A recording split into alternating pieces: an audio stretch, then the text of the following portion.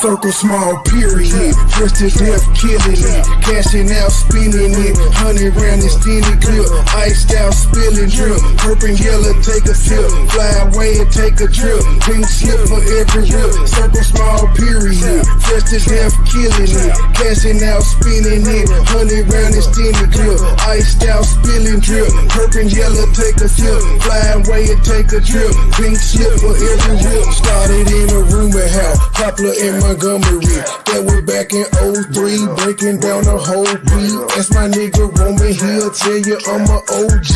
That's my nigga Roman, he'll tell you what he sold me. I got what you need, 8 quarters, half an OZ. Outer space high, all day I'm in the nosebleed. 24/7, get the bag, count the proceeds. Said she ain't to please and she proceed to get on both knees. Told her keep her pussy, all I wanted deep throat bleed. Rolling up hot boxes, sweating to the OD. On the all-nighter full of road, getting no sleep. In and out of town on the road, paying 4 weeks. Plug with the plug, that deal price is so cheap. I got what you need, 8 quarters, half an OZ. Go get tan hot as hell, watching for the police. See me in the streets, no nigga, you don't know me. Circle small period, just to death killing it, cashing out spinning it, 100 round extended clip, iced out spilling drip, purple yellow take a sip, fly away and take a trip, pink slip for every whip. Circle small period, just to death killing it, cashing out spinning it, 100 round extended clip, iced out spilling drip, purple yellow take a sip, fly away and take a trip, pink slip for every whip. I got the juice, bitch, I got the juice, flossing in a coupe, on the block, like my name JB, try me, I'ma shoot, riding for him, push a button, drop the top, I got no roof, back to back, I'm moving packs, I make them disappear like proof, I'm addicted to yellow diamonds, I'm frozen in every climate, smoking exclusive is useless, looking but never find it, foreign whip drip designer, 901 grit and grinding, thick serve like Angel Mama, the murder ain't where you find me, got no friends, got no consignments, can't fly just to change the climate, vacations on private islands, my feet keep back up reclining, that bitch she from the islands, I fucked up for about an hour, hold up and took a shower, drip it, don't need no stylist, roll up smoking the loudest, known for something Italian, my shooters stay ready, no Memphis niggas, they known for wildin', roll up smoking the loudest, known for something Italian, my shooters stay ready, no Memphis niggas, they known for wildin'. Small period, just to death killing it, cashing out spinning it, 100 round extended clip, iced out spilling drip, purple yellow take a sip, fly away and take a trip, pink slip for every whip. Circle small period, just to death killing it, cashing out spinning it, 100 round extended clip, iced out spilling drip, purple yellow take a sip, fly away and take a trip, pink slip for every whip.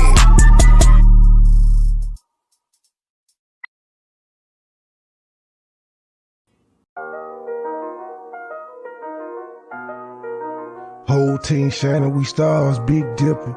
Get a lot of haystack gang in the sip. Niggas ain't real, nigga. You gotta feel me, nigga. Smile in my face behind my back, you tryna kill me, nigga. You say you got beef, then what you wanna do? You screaming, fuck me, nah, nigga, fuck you. You ain't hard at me. Couple kick dough, couple robbery. Nigga get extorted, get aborted, he don't pay the fee. Posted in the north, got the 2 to 4 recipe. I be cooking chicken bit, not talking rotisserie. I got all my hater mad, I know that they sick of me. Who the fuck he think he is, motherfucker MB3? I honestly pay him no attention. They up under me. Haters call me Visa cause I'm everywhere they wanna be. Ladies, man, catch me with more honeys than a bumblebee. Say she got a husband, but she always wanna suck the D. State gang, true sipper, who these niggas wanna be? I've been getting money since a younger. I've been pushing peace, stay strapped. Gotta watch your back when you're in the streets. Friends turn to foes, never know who your enemy. I was in Detroit, he ain't keep the same energy. West side down the slide, I don't think he feeling me. I was on some demon time, nigga talking about killing me. They no business, let's see see all that shit that you gon' do to me. Come outside, why you scared? I thought that you been a G. We don't bluff, we pullin' up, we different down in Tennessee. Riding through the city, I'm with it, I got my 9 o'clock. If it really fit it, let's get it, I got the game locked. Green and white square, been serving them on the same block. Dime piece with me, she foreign, she come from Bangkok. Riding through the city, I'm with it, I got my 9 o'clock. If it really fit it, let's get it, I got the game locked. Green and white square, been serving them on the same block. Dime piece with me, she foreign, she come from Bangkok. I got an old school bitch, call her Aretha. Shawty so fine, shawty she a keeper. Smoke that reefer, preferred by the quarter. I do this for my kids, my sons and my daughter. Get treated like a king. Hoes call me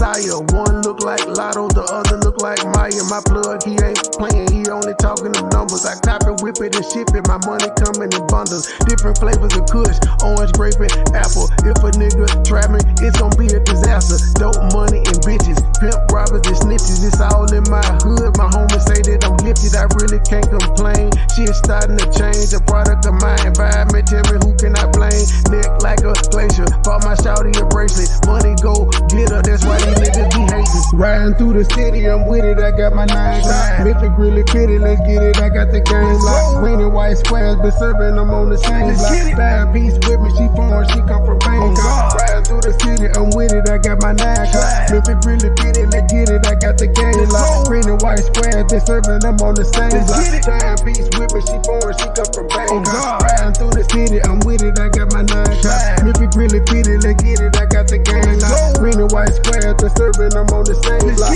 Dime piece with me, she foreign, she come from Bangkok. Riding through the city, I'm with it, I got my 9 o'clock. If it really fit it, let's get it, I got the game locked. Green and white squares, been serving them on the same block. Dime piece with me, she foreign, she come from Bangkok.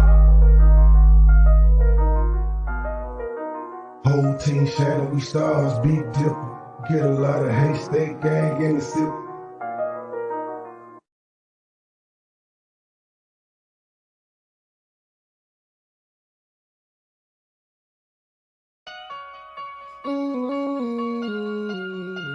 So cold, but I'm so hot. Dope boys. I'm up in the trap, I'm dope boy. With them knives. The game so cold, but I'm so hot. Same old shit, still on the block. Same young nigga came up in the trap. I'm dope boy, fresh with dope boy not. Dope boy, fresh with dope boy not. Dope boy, fresh with dope boy not. Same young nigga came up in the trap. I'm dope boy, fresh with dope boy not. The game so cold, but I'm so hot. Same old shit, still on the block. Same young nigga came up in the trap. I'm dope boy, fresh with dope boy not. Dope boy, fresh with dope boy not. Dope boy, fresh with dope boy not. Same young nigga came up in the trap. I'm dope boy, fresh with dope boy not. I'm dope boy, fresh with dope boy not. 1,008 gram, headed straight to the block. Pirates, this water walk till it's hot. Mix it double up, turn a little to a lot. Right hand on the cell phone, taking orders. Left hand 360, motor to a lot. Blue hollow tips, got switches on the dot. State gang, true sippers can't be stopped. Laughing at you haters while I'm thumbing through the paper. Says long live to the bottom, won't you meet me at the top? The nigga ain't shit, yeah, get that a lot. Won't be deterred and I won't be stopped. Shaq Diesel number one, I post up on the block. 24/7 cause the hustle don't stop. 31 flavor, take an order like a waiter. I be selling more gas than a local truck stop. 1,200 strong for a pound to the top. Got me shining, I'm a star. Ask about me, I am legend. They gon' tell you who we are. Fuck these niggas, fuck these bitches. Get money, all I know. No love for these bitches. Never saving these hoes. The game so cold, but I'm so hot. Same old shit, still on the block. Same young nigga came up in the trap. I'm dope boy, fresh with dope boy not. Dope boy, fresh with dope boy not. Dope boy, fresh with dope boy not. Same young nigga came up in the trap. I'm dope boy, fresh with dope boy not. The game so cold, but I'm so hot. Same old shit, still on the block. Same young nigga came up in the trap. I'm dope boy, fresh with dope boy not. Dope boy, fresh with dope boy not. Dope boy, fresh with dope boy not. Same young nigga came up in the trap. I'm dope boy, fresh with dope boy not. When I'm thinking about the past, yeah, gon' get some nice gang, we at the spot. If we ever was short, then it's back to the block, you probably get shot. Every day's a sudden change, we getting money, that's one thing that's never gon' stop. Real dope boys do what it takes, playing high stakes, living to die. Do your time, keep it quiet, no matter who you are, don't get what you got. Stack it up, that's the bond to stay fresh. Oh, they think that you're not. Take a roll with a hoe, they gon' let you go. Somebody done said you ain't hot. Just invest in yourself, no worry about nobody else. There ain't no handout. If you say the same, put it on chain. Let them see you ain't tied down. Got a couple rings, did a lot of things. I ain't really gon' talk about it. give me a trade, get your bitch to go, she gon' show up and show out. So don't ask me what a dope at, cause you already around. The game so cold, but I'm so hot. Same old shit, still on the block. Same young nigga came up in the trap. I'm dope boy, fresh with dope boy not. Dope boy, fresh with dope boy not. Dope boy, fresh with dope boy not. Same young nigga came up in the trap. I'm dope boy, fresh with dope boy not. The game so cold, but I'm so hot. Same old shit, still on the block. Same young nigga came up in the trap. I'm dope boy, fresh with dope boy not. Dope boy, fresh with dope boy not. Dope boy, fresh with dope boy not. Same young nigga came up in the trap. I'm dope boy, fresh with dope boy not.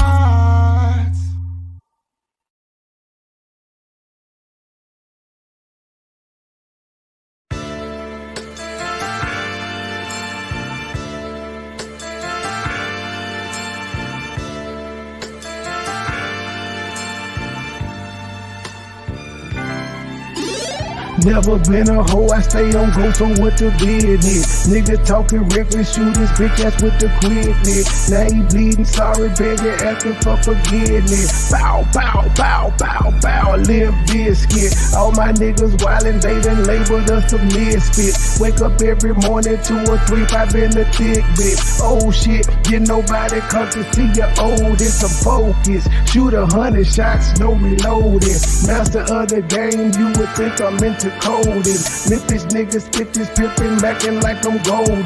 Ho, where my money, you gon' turn me to the old me. Say hi, first class flight, I'm in the nosebleed. Copy, cooking, whipping, shipping till you count the proceeds. OG, I've been moving fast niggas since 03. Low key, niggas hating, but they don't want no beef. State gang, true sippers, bitch, I bet we gon' eat. Get jammed, get a lawyer, make it bun and don't speak. Pour up, I need some more. A nigga had a long week. Shout out to my plug, he showed me love, he out in Long Beach. I'm too geek, walking by myself but left with 2 freaks. Ooh wee, nothing in they mouth and on they booty. Austin Power swag, yeah, baby, this is groovy. You can call me Money Boy or you can call me Nudie. Hood niggas, churches, chicken, let me get a 2-piece. Top down, 2-seater, let me feel the 2 breeze. Gotta hold it steady, chopper, kicking back like Bruce Lee.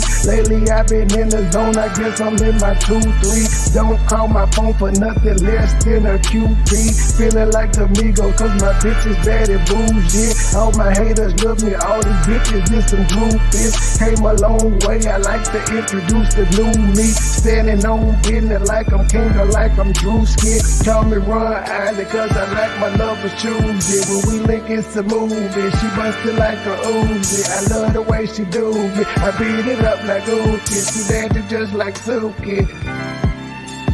Call me Ron Island, cause I look my love to choose it. When we link, it's a movie. She bustin' like a Uzi. I love the way she do me. I beat it up like Uzi. She dancing just like Suki. Never been a hoe, I stay on go, so what the business? Nigga talking reckless, shoot his bitch ass with the quickness. Now he pleading, sorry, begging, asking for forgiveness. Bow, bow, bow, bow, bow, Limp Bizkit. Never been a hoe, I stay on go, so what the business? Nigga talking reckless, shoot his bitch ass with the quickness. Now he pleading, sorry, begging, asking for forgiveness. Bow, bow, bow, bow, bow, Limp Bizkit. Never been a hoe, I stay on go, so what the business? Nigga talking reckless, shoot his bitch ass with the quickness. Now he pleading, sorry, begging, asking for forgiveness. Bow, bow, bow, bow, bow, Limp Bizkit.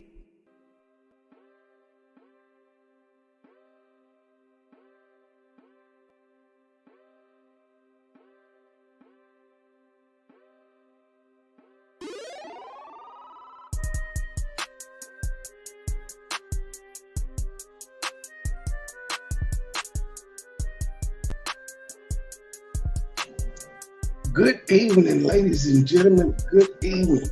I was over there. I was at the D-Truth show, and then it just started buffering. I know he said he had to reset his system earlier, and the storms came through it and messed some things up. But yeah, we was excited. It happened twice. Cause, no, he cut it out the first time because he had it on kid mode or whatever. So the chat wasn't showing up. How y'all doing today? What y'all got going on?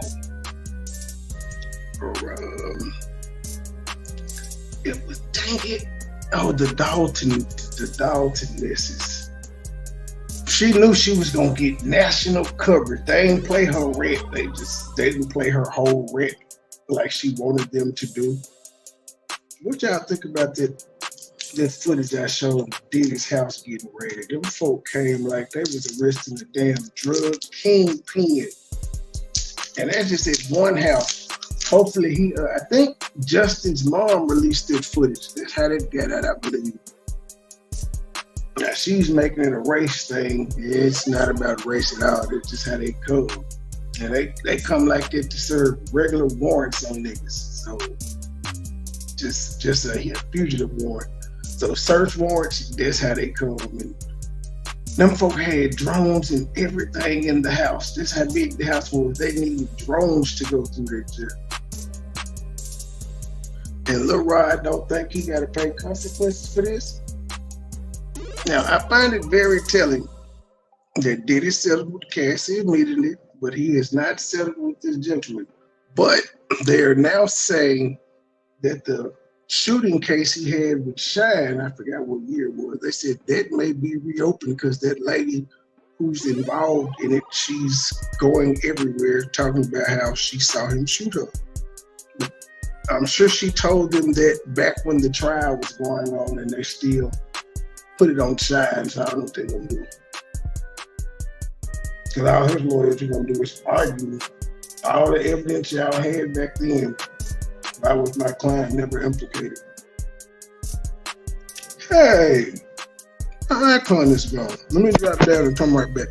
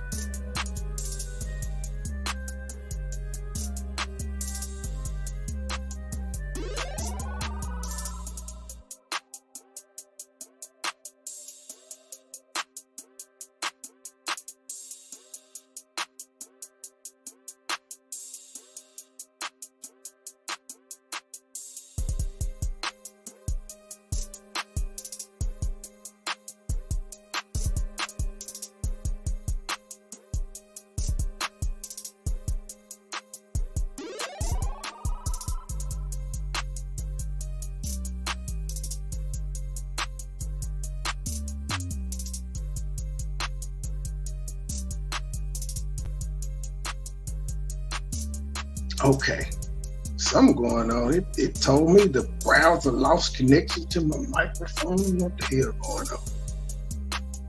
All right, y'all see the title. Apparently, Tommy and Tazariak have linked up and have done this. It's no secret. I call people white Jesus. I call Jesus white Jesus. That's kind of one of the things I held from my pro-black era phase, that I held them. Just, we can go by the description of what it says in the Bible, us black people, but we don't. We still recognize Jesus as being white unless we argue with somebody that will point out that ain't black. Y'all ain't got no black Jesuses at home. They don't.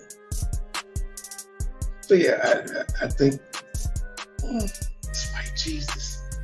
It's white Jesus. You can argue with every other race and they ain't gonna tell you Jesus is black. No matter how many dignitaries come out, the Pope and all of that, doesn't matter. Nobody listens to them. I seen Loka did a video saying Putin said it, but it didn't change anything. It don't change nothing. Still white Jesus. He still didn't exist. In my opinion, he didn't exist, but I'm not going to argue that with anybody. Jesus makes you feel better. Do it. I'm all for it. Okay. I can't find my video now. I thought I was just on it. Videos for live. Okay. Where we at? I hope I got it queued up. All right. Yeah, I'm a Scotch man. Well, I like cognac too, but not like Henny. I like Like the Remy XO one, I like that one. That's like my favorite cognac. But let me share this out on the community. They be doing long ass lives. It's just 4 hours long. I ain't gonna get through that much, I don't think, because I've been arguing with both of these niggas and what they saying as of late. So I'm gonna stop it a lot. I'm anticipating. Unless they just dropping jewels, that's why I got the diamonds falling in the background. Okay, just shared it. like this LaFrog right here. I'm gonna have a sip of this. You got the stuff that been put in a hair on your chest. That kind of stuff, I have to drown it with a chaser. Like With a chaser? Oh, okay. I drink mine. You want to see you up there? You up here ruining all the light skin tropes. You are ruining them. He just started the light skin already. Alizé up here. Yeah, so if you light skin, you gotta drink all the little sissy drink. That boy, I tell you, man. I'll tell you, listen, light skin people don't get a break. We supposed to get a break. We supposed to be treated like we're in a day and age now. But we supposed to be treated better, man. Light skinned people, man, we like strong drink too. No, we just surprised. We like, wait a minute, what? You don't want to see me? You sure you don't want to see me? I got one right here. I haven't heard Zima in so long. I can't remember the last time I heard the Zima. You sure you don't want one? I got one right here. I'm positive. I will pour it in a beer can. No, so I can feel like it's a manly. Yeah, he gonna put the Zima in a beer can, so I can feel like I'm drinking something strong. I don't even drink. You know what's interesting? I don't drink beer though. I don't know if that's light skin. I don't drink beer. I only drink liquor. Light skin dudes know the beer. Light skin dudes get a blue moon, and you gotta put blue moon in it. That's how he drink it. That's white boy shit. He know the micro beers. Light skin dude probably got some micro beer in the house.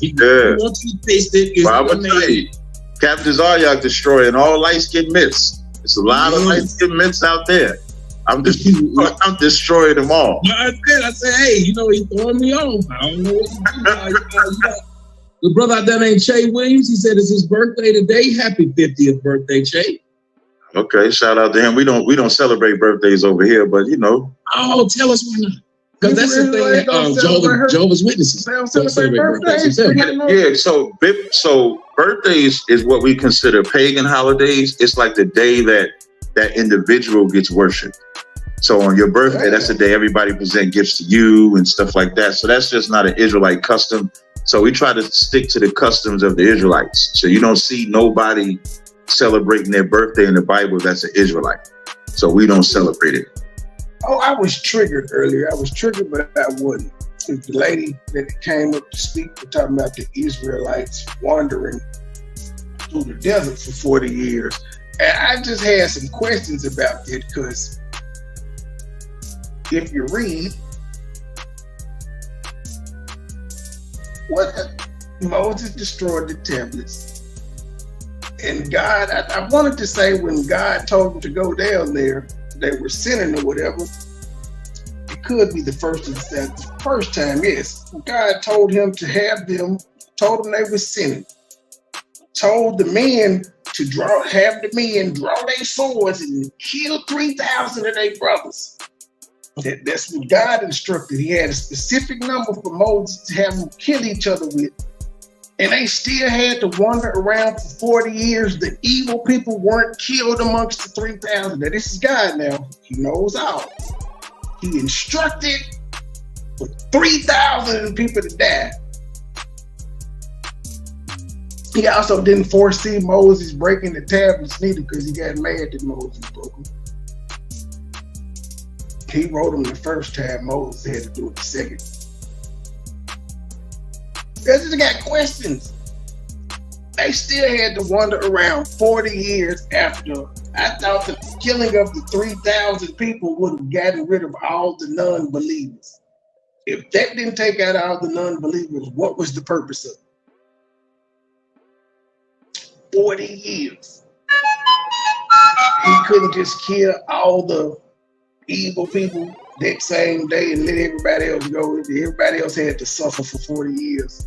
for the mistakes of the few. It get deep. And then He said Job 1:1. Are you ready? yeah, like well, you can't. So in Job, the first chapter, it tells how the sons of Job celebrated their day. It doesn't say birthday, but it does say their day. So that is a scripture that Israelites used to reference. They got killed for that, punished for that. So yeah, they got punished for celebrating their birthday. So we don't supposed to get worship. So we don't. The scriptures say it's better in your death than your birth. If you think about it, even Christ said you must be born again. Yeah. Yeah. Yeah, they should celebrate the day that they got born again. That they came to God. Yeah, so I do that. So like for me, I came into the truth or understanding I was an Israelite in February of 2010. And so I do count that as like my years. So I count myself as being like 15 years old because I've been 15 years in the truth. So I do that, but I don't celebrate it though. But that is a calendar mark for me, but I don't celebrate. Like more of an acknowledgement. Yeah, exactly. It's almost like a wedding anniversary. Well, they celebrate wedding. Now, wedding anniversaries, that ain't really a sin either, as long as you ain't got people bringing you gifts and stuff like that. So that's not bad either. Wait You gotta get your wife He's gifts. trying to talk me out of being No, he don't. Israelite now. I'm gonna need housewarming gifts. Y'all need to bring them. No, that's not a sin. Gifts is not a sin. That's not a sin. We about to have a baby. I'm gonna need that's not a sin either. You can have what they call baby shower. That's fine. Baby showers is okay. That's not worship. Okay, we about to get married. I'm gonna need that bachelor party. Long as ain't no strippers at the bachelor. Long as ain't no strippers at the bachelor party. Hey, come on. Nah, you can't have no strippers, man. God What loves the hell is it gonna be? Just a card Jesus game? loves Yeah, there you go. Play some spades or something. No. Man. No, you see? Jesus stayed round home. Why we can't have no hoes at the bachelor party? Religion is strict. Oh, you had me last week. Look at you now. Wow. A stripper. You can't have strippers. Just think about the reason why you can't have strippers, right? Is because you're not supposed to see another man's nakedness. A lot of these strippers are having sex with a lot of men. So you got two scriptures. It says that in Deuteronomy, it says there shall be no whore of the daughters of Israel. That's in Deuteronomy. I know you like to pull them scriptures. When I seen your hand going to the mouse. You see it? Let's go into the scripture. Deuteronomy. Deuteronomy 23 and 17. That's the one. Now, it's interesting when you read the latter part about that because that goes into what Joe Biden did today. When you read the latter part. So you see the first part? When it says, there shall be no whore of the daughters of Israel. And then it says, nor a sodomite of the sons of Israel. Now that's interesting. Well, see, you quoted Deuteronomy before. I then went and quoted do the right thing. Yeah, you did. Yes, I'm gonna quote you another scripture, and this one is from not Deuteronomy, but Dude, Where's My Car? And it says, we lost my car and we accepted stolen money from a transsexual stripper. And now some space nerds want us to find something we can't produce. This is what you're getting under Joe Biden. Dude, where's my car? Dude, where's my car? You is absolutely right. Listen, I did not know that Joe Biden gave a day for transgenders. I did not know that. Transgender day? Yeah, like observational. Ain't nobody do no videos about this on YouTube. This is the first I've heard of this. I don't like why does here's how you know that there's an agenda with the community. If it was just about who you desired intimately, then whatever you do behind closed doors, that's what you do behind closed doors. I have no right to go into your house, right? But once you bring it outside and it's like you force it onto us, like you force us now, we got to have a day just because you're a transgender. There ain't a day because you're a black man. There ain't even a day because you're a white man. Or heterosexual. Where's the day for where's the heterosexual day at? we're heterosexuals and we want our day. And then what do heterosexuals do on that day? Where are the straight pride parades? Can we have some straight pride parades? Can we celebrate like them? And just have our women naked bouncing their head? It's like Freaknik. Can we have a straight pride? Can we bring Freaknik back and we'll just call it our straight pride parade? Like even the transgenders, like what do the transgenders do on that day? And this, and that's like we do a Black History Month. We don't do anything. It's just the month. When's the last time you see a nigga do something for Martin Luther King's birthday? I know it was the day we knew what we were doing. We knew the family was gonna come through. Somebody gonna make some transcend. We knew what was gonna happen. You know what's gonna happen on Thanksgiving. What the fuck do we do on Martin Luther King's birthday? Nothing. Now you know what you do. No outreach, no nothing. Right now, see, Tommy. Like what I'm gonna say about Martin, man, I don't know which way we're gonna go with that, because Martin, you might want to have an orgy because Martin was sleeping with them hoes. You know, Martin loved white women. He loves some white hoes too. Yeah, listen. He loved. Look, what he telling white hoes? Call me nigga tonight. I bet if Martin Luther King had some tapes that was out there, I'd watch it. I bet there's some freaking stuff going on in them videos. But Martin, you know, he hung out with some gays though. Yeah, listen, remember, Bayard Rustin. You know, if you Martin was a pastor, I don't think he would have. Through the history of civil rights, Martin was actually going to be a revolutionary type of civil rights leader, more aggressive. Yeah. It was Bayard Rustin, who was an open homosexual. They even did a documentary on Netflix on him. It was an open homosexual, and he taught Martin to be nonviolent, to not be aggressive. And so that civil rights wasn't just about blacks, it was also about gays. Yeah. Gays took over everything. And for all you Christians, gays took your Easter. Did you know that Rustin was really good at sports? Oh, he was? Yeah, he got a scholarship to play at Notre Dame football. You didn't know that? No, you look at a lot of these athletic players, man. They pretty good at sports too, and they little, you know, some of them. Yeah. He was a tight end and a wide receiver. Come on, man. The gay. Yeah, you just walked right into that one. I don't even know who he said, but I caught the game. Hey, I wasn't ready for that one. I wasn't ready. I wasn't ready for that one. He was a tight end. I should have known something was up. Now you know what? I'm glad. I'm sharp now. You got me on that one. Definitely. That was hilarious. Yeah, his favorite team was the Packers. The Raiders. That is boy crazy as hell, man. I'm just trying to drop historical facts. I just want people to know these people. It's just all I want. I just want people to know. That's good. But it is crazy the fact that this man has done it. Now they came out and they gave a public thing where they stated, well, we didn't actually. They said we didn't actually put it on this day. It just so happened to fall this day because they said that Easter doesn't fall on the same day. Same day, right? It doesn't. Yeah, apparently next year it falls on.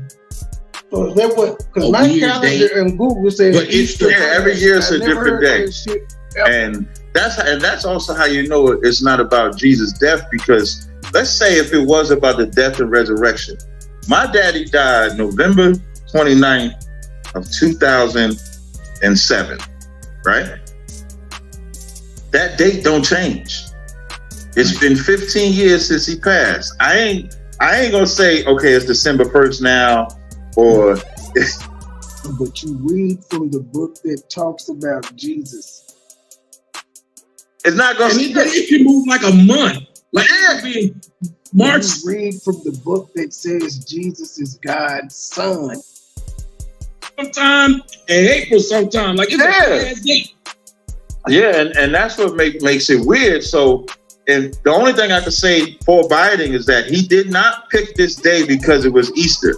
Because he's been doing this every year. It just got attention because it falls on Easter this day.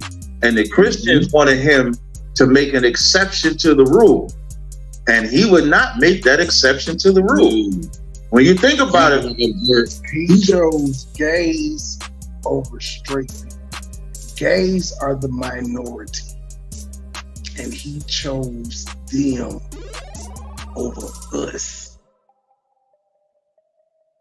Observe those trends before he was your Lord. And remember, the money say in God we trust. It don't say in but we trust.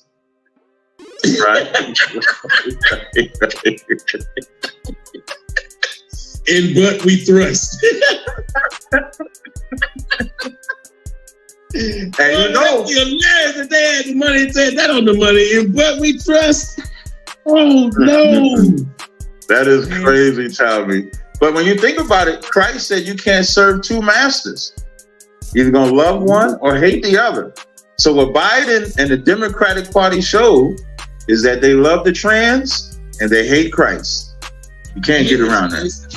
And they're making it obvious. I remember when I was young, when they stopped saying Christmas. They took the Christ out of Christmas and just put an X. Yeah, remember they took Christ out of school and all that. You can't even pray. And as they reduce now, and this ain't even to say that the Christians got the understanding of the Bible right, but at least they was trying to be biblical. And so as they reduce being biblical, they also reduce being ethical. And so that separating himself from Christians while reading and quoting scriptures from the Bible. He ain't reading no Tanakh, the Torah, or none of that shit. His Bible ain't, and he's reading the King James Bible, the Christian staple. Ethics got diminished at the same time. So what started happening? As they get rid of Christ out and they get rid of the Bible and rid of all that, the whole community just started coming in. And the Oval Office took Jesus and listen, they love the Easter Bunny more than they love Jesus in the Oval Office. Because they had an Easter egg hunt. And that's the other flip side. I don't know if I'm a rough or no feathers, but what does Jesus have to do with Easter bunnies? That's what I said. It has nothing to do with Easter bunnies, and rabbits don't lay eggs. Yeah. That's what I said. Maybe it's going full circle because these men don't have babies, but now they acting like they do. That's a good connection. Right. That's a good connection. I'm not just silly. No. Listen, we created something that we wasn't even trying to create. And I'm going to show you how gifted Tommy and I are. Me and Tommy, like before we do the shows, we primarily text to each other. We don't talk like, he'll text me, I'll text him, hey, what you want to do? Hey, Tommy texts me like, hey, we good for tomorrow? I'm like, sure, what we going to do? And we just talking through text, no strategy. So what you're getting is like a pure, organic, two gifted black men coming together, the yin and the yang, like you said. But I'm going to take the dark side. I'm going to give him the light side. Hey, now, let me tell y'all, he texts real light skin. You text him, you say something.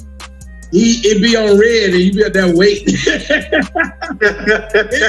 It be on red. You just be like, okay, I know he read it, and I just asked the question. Let's see when he gonna respond. He be real light skinned with his damn responses. He wait a while. I think I just asked you what's going on. 3 hours. On a public channel, I apologize. No more waiting on text. So now he can cut me. So the next time he texts me, he can go back to this clip and say, Zarya, you told me I wasn't waiting no more. On the air. My bad. I will make sure I hit you up. And I was hoping you got your package. What'd you say? I tell him, it'd be like 10 in the morning. What time we gonna go live? He say he ready at 10:05. At 4:15, he be like 8. What you guys got 10:30? You did was sit like an 8. You didn't give me no explanation of shit. I kept looking back at my phone and shit. It was 1. Now he still ain't saying nothing, but he said he read it. It's cool. It's cool. Fine, fuck it. Yeah, that's all right though. But I haven't got the package yet, so I'm gonna try it. I'm gonna go. Yeah, I hope so, because I sent you 2 people. Maybe that's in the morning. Yeah, so because I sent you a real. It's gonna come in a black box, and I sent you, all my products. I sent it to you, and I sent one to the singer Genuine. Like I was with the brother Genuine yesterday. Actually, he was performing in Brooklyn, so I sent it to him. But he's in DC, so maybe because you're further down, maybe that's why. So maybe you'll probably get it on Monday. I hope they didn't put it on that boat. What boat? I hope they didn't put it on that damn boat and get out of that harbor. Bang. God, dog. As soon as he got, oh yeah, you got to send me the belt. Shout out to Marvel Knight. Right. You got to send me the belt. Now we gonna put him on blast. He put me on blast and on red. I need the belt. I could have put him right now in my bed. No, this is my little den area. I could have put it up and said, I got the belt right here. What did you think about? Because I talked about that with Fox News. Talked about they were saying that DEI is the reason why the boat hit the who? Diversity, equity, inclusion. Like they're saying because they have these new affirmative minorities who have to work in these positions. That's why the boat. That's why they're saying. What is wrong with Fox? What does that have to do with minorities? What I saw was that the way that them boats are supposed to be built, that even if it loses power, it's not supposed to lose the steering. So I would gather that it was more so a mechanical malfunction than a user malfunction. But this is what they said though. This is crazy. That if the boat loses power, they lose the ability to steer it. Right, that's what I'm saying. Like they supposed to.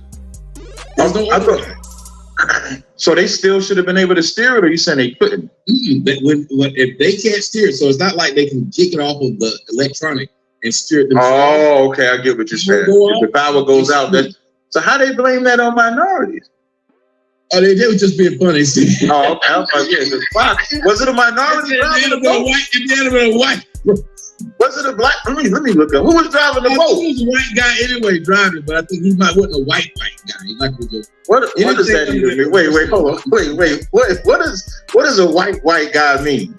You know, so you got to be in the Klan. Like you got. Italians don't believe they white. Like you tell an Italian he white, he says no. Oh, okay. They even make the Metagon is what they call white people. They call them the Metagon. Oh, okay. I thought white was like they had to be in the Klan or something. Like I thought that was. No.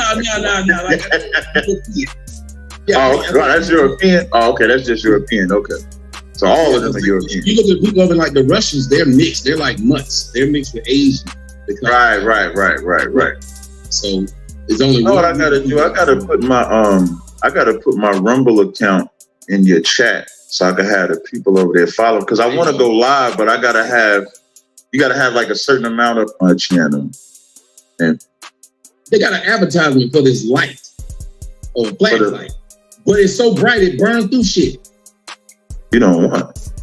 Right. It's their fault when I burn someone's house down. Or is your video? Yeah, if you could, callers can come on to the show. Got a bunch of brothers come in with questions, and we want the sisters to come in here too, man. We want the black woman to come up in here, man. Ask your questions. This is the perfect time so that y'all can get your questions answered. Do not be afraid. Me and my fellow pro-blacks feel about the black sisters. I want you to listen to this for me just a minute. Just listen. White women will get their vacation on all day. Out here in Hawaii, a lot of white women having a ball. White women will get their ass out somewhere and have a good time. Tyreek Machine. That's a plus. And that's what men look for when they go out. When they Damn clubs, you want to have a good time. You want to. I hope y'all can still hear Tyreek. I'm trying to minimize the damn a lot of background sisters. song. They go to the club and be mean bugging everybody. Sit up in the club and be crazy. We're going to talk about that on the other show. But white women, they there at the club to have a good time. They go out to have fun. They go out to party. So that's a positive characteristic. Deal with men. Fuck that. If you drive through the suburbs early. Tyreek Nasheed does not speak for black people. That I think, and this the brother that made Hidden Colors. I did not. How old is this? Old? Is it new? Like this is. It's about 2 years old. Now, what did he say in contrast to black women? Like, did he say the good things about black women? He said if you have to date black women, date one that's mixed, preferably with a white mom, because if she has a black mom, she still has a chance of being ratchet like her black mom. Damn, not Mr. Hidden Colors. It's Mr. Hidden Colors. This Mr. FBA. Oh shit, he said the same thing. I'm flabbergasted. I just did a show with him back last year sometime. I did not know this information though. I just knew that he was like an FBA, did the Hidden Colors. Only thing I knew when we was going into the interview that we sat down, because we was doing an interview on No Jumper, and we just wasn't gonna let the white guy have us arguing. Yeah. And as long as we did that, we was cool. But I would have brought that because I brought up, so I know that there's some things that we differ. So he's a FBA, so he doesn't accept anybody outside of American blacks. So he won't accept like a Haitian black, a Dominican black, Puerto Rican. Like he won't accept none of that. We do though. And so even when we had the conversation and I brought that up, he didn't really give me no resistance with it. He did. At all. But I did not know that he said that about white women. Yes, he said a few things. And that's so disingenuous because when he talks about like the black woman being a monster, that's essentially what he's saying. He's not all the way wrong, but you can say that the black woman could say the same thing about us with the way we grew up. So should they abandon, the same way you telling a black man to abandon a white woman, abandon a black woman, should the black man should the black woman abandon the black man? They have swirl groups, sir. Swirl forms. It's a thing. They do. Men just aren't upset about it. We don't talk about it except for in circumstances and instances like this. So we're like, yeah, they've been doing it. Cynthia didn't, whole swirl. But she got a black baby daddy currently.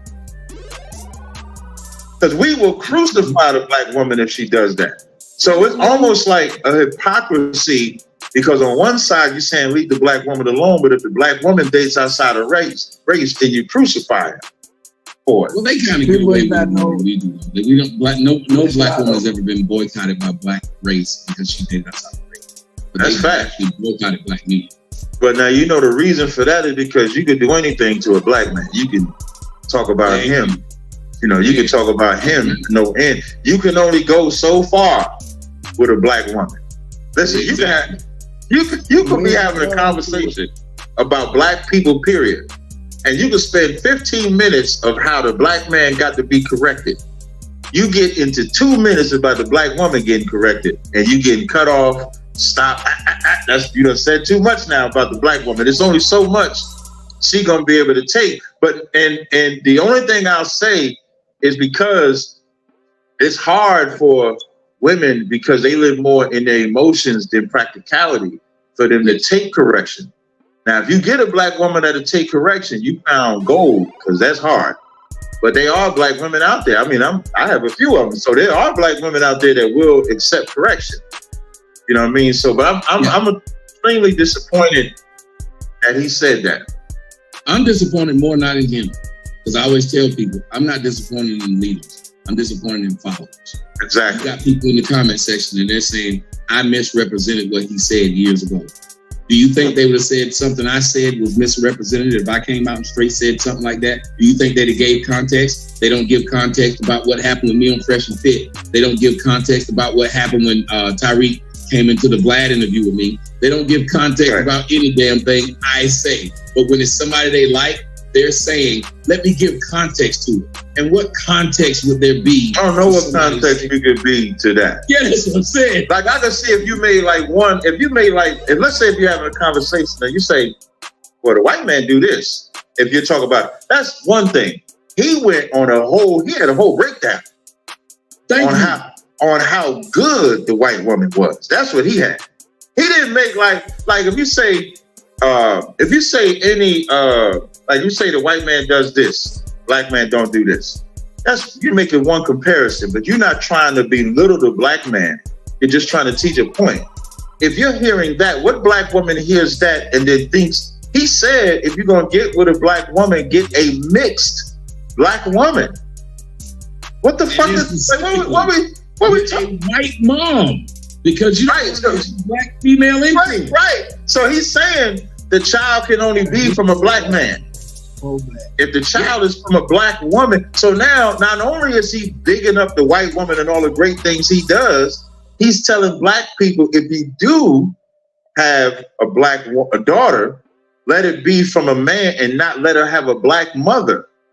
And a lot of times when I hear that, it speaks from, you can tell it's speaking from some type of personal experience that he had. It can't be from a general, because if you call yourself a leader, you have to always speak generally. You can't speak personally. And you can always tell when somebody is speaking, if they speaking from a personal position or general. And you can tell once he says, if you're gonna get with a black woman, get with a black woman, make sure she's mixed specifically from having a white mom, some black woman scorned him horribly. That's what happened there. Some black woman did it. And I have no problem with people who've been scorned. I tell people all the time, you've been bit by a snake, you can't get mad at a person for not wanting to be around snakes. Or there's been women who got raped in Central Park. They don't want to go run through Central Park anymore. You may say, hey, everybody in Central Park ain't raping, but you got to understand that she's just protecting herself. So I get it, and I'm not upset at that. But I don't like when people, and then my biggest beef is, you put that shit on me. You got that stupid crispy puppet running around talking about I'm saying what are white women at when it's you that's doing it. You made a video talking about I probably was hanging out with Puffy when they actually got a photo of you with Puffy. Like, it doesn't make sense. People are saying certain things. It's like, it's okay when their friend does it. That's the biggest thing I don't like about us as black people. Right. We keep wanting justice from the world, but we want to give justice to each other. Right. I agree with that. Real brief. If you could give the StreamYard link there in my chat, if you could put it in my chat, because some people are asking. Unless you make me a mod. Oh, yeah. Okay, good. Okay, put a comment in there, and then I'll make you a mod. Just put one comment. Yeah, there. Okay. All right, hold on. But if I'm not a mod, it won't let me put a link. Right, that's right. So let me see. But then once I put the link in there, you can have you or whoever to put the link as the pin it. Yeah, I'll pin it to the top once I see it. Let me refresh this page real fast so I can see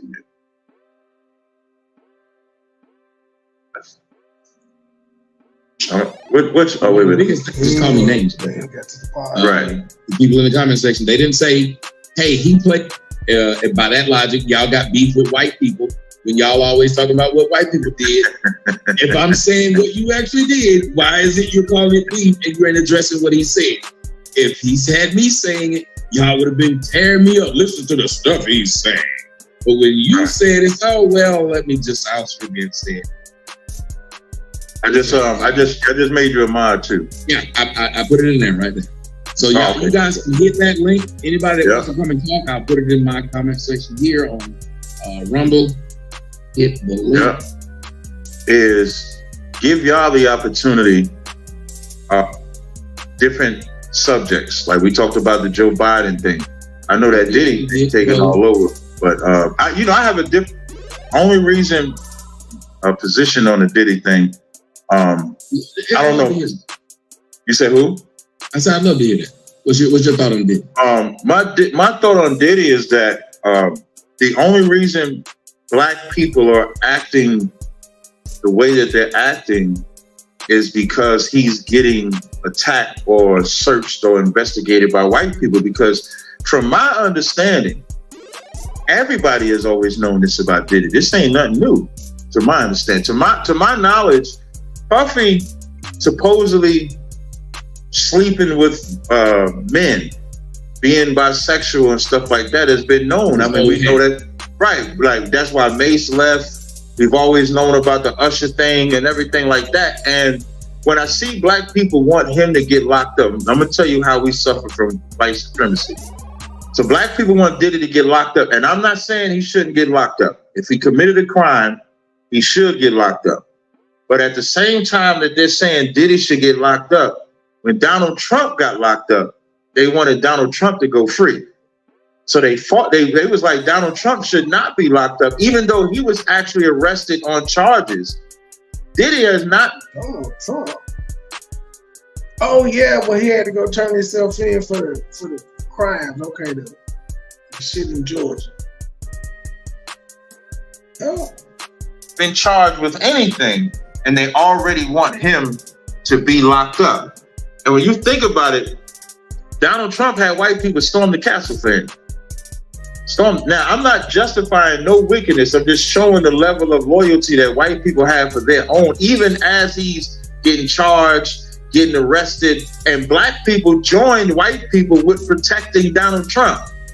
When Diddy does what he did, which, again, there's no charges, everybody's saying get locked up, but everybody knew this about him before he so-called, and none of them fucking told. If Lil Ron got all this information, Gene Deal bitch ass got all this information, it's this other nigga running around that used to be a security guard. If they got all this information now, they recount all this shit, why they didn't tell the police a long time ago if they felt it was wrong and it was a crime? Now they talking about they ready to testify and all this shit. Before his house got raided, before he got raided, who didn't know Diddy was out the closet? You can find him dancing with his pants down. Go ahead. I can tell you the difference. The difference is what you said earlier. Nobody cares what happens to a black man. They want to destroy. Have you noticed that destroying a black man has not bothered people? That's why when people try to tell me black women got black men's back, that's bullshit. They got black men's back when they're dead, like George Floyd. Did they have his back when he was alive? No. Did all this, we got your back? All these men that get destroyed by black people first. We are the main ones to do it. We're the first ones to turn our back on him. That's what happens, Jonathan, whatever his name was, just because he had a white woman. That's what happened to you. What the hell? We ain't never said that's what happened to you because this black woman got used by this white man. That didn't make any sense. Right. No, and I agree with that. And there's somebody in the comments section that said Donald Trump didn't tell anyone to storm anything. That's cap. He said stand with it. But shit, like you got to understand the code words. It happened so long ago. Like you got to. How did you know the words, sir? How did you know the words? When he was like, listen, when he started it, Tommy, he started it when he said, "Stand back and stand by." They were standing by for the call, and right when I didn't know that's what it meant. The white supremacist words went over my head. I didn't even got the play. I was just paying attention. What stand back and stand by? To stand by, if I say stand back and stand by to somebody, that means that person or group of people is ready to do something. And I say stand back, stand by, that means don't do it now. Wait till I get a signal. Like if I told you, what was the signal? The signal was right before January 6th, because wasn't it like a time where it was going to go in the books for Biden to be president and Trump was going to be ass out? And they stormed that damn castle. I'm sorry, I forget the rest of what he said.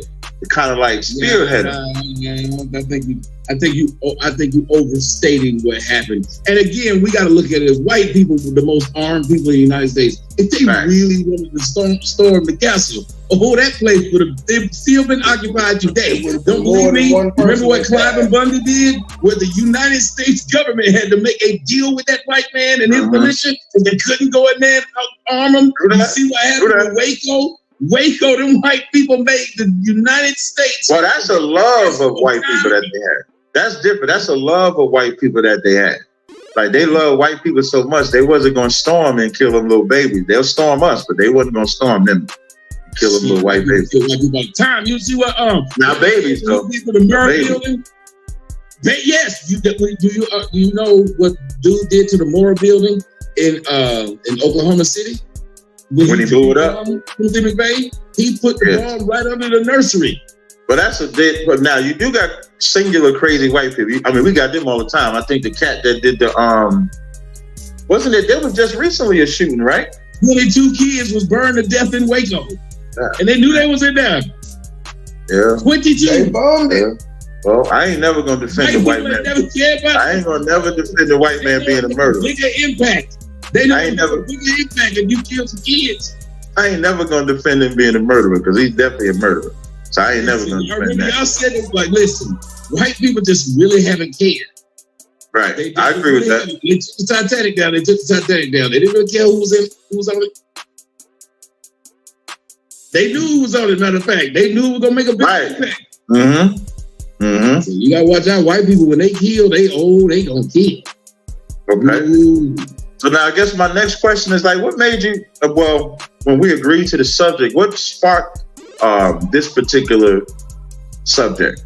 If you want to leave with that, okay. Yeah, it's gonna be real simple because I'm gonna win this.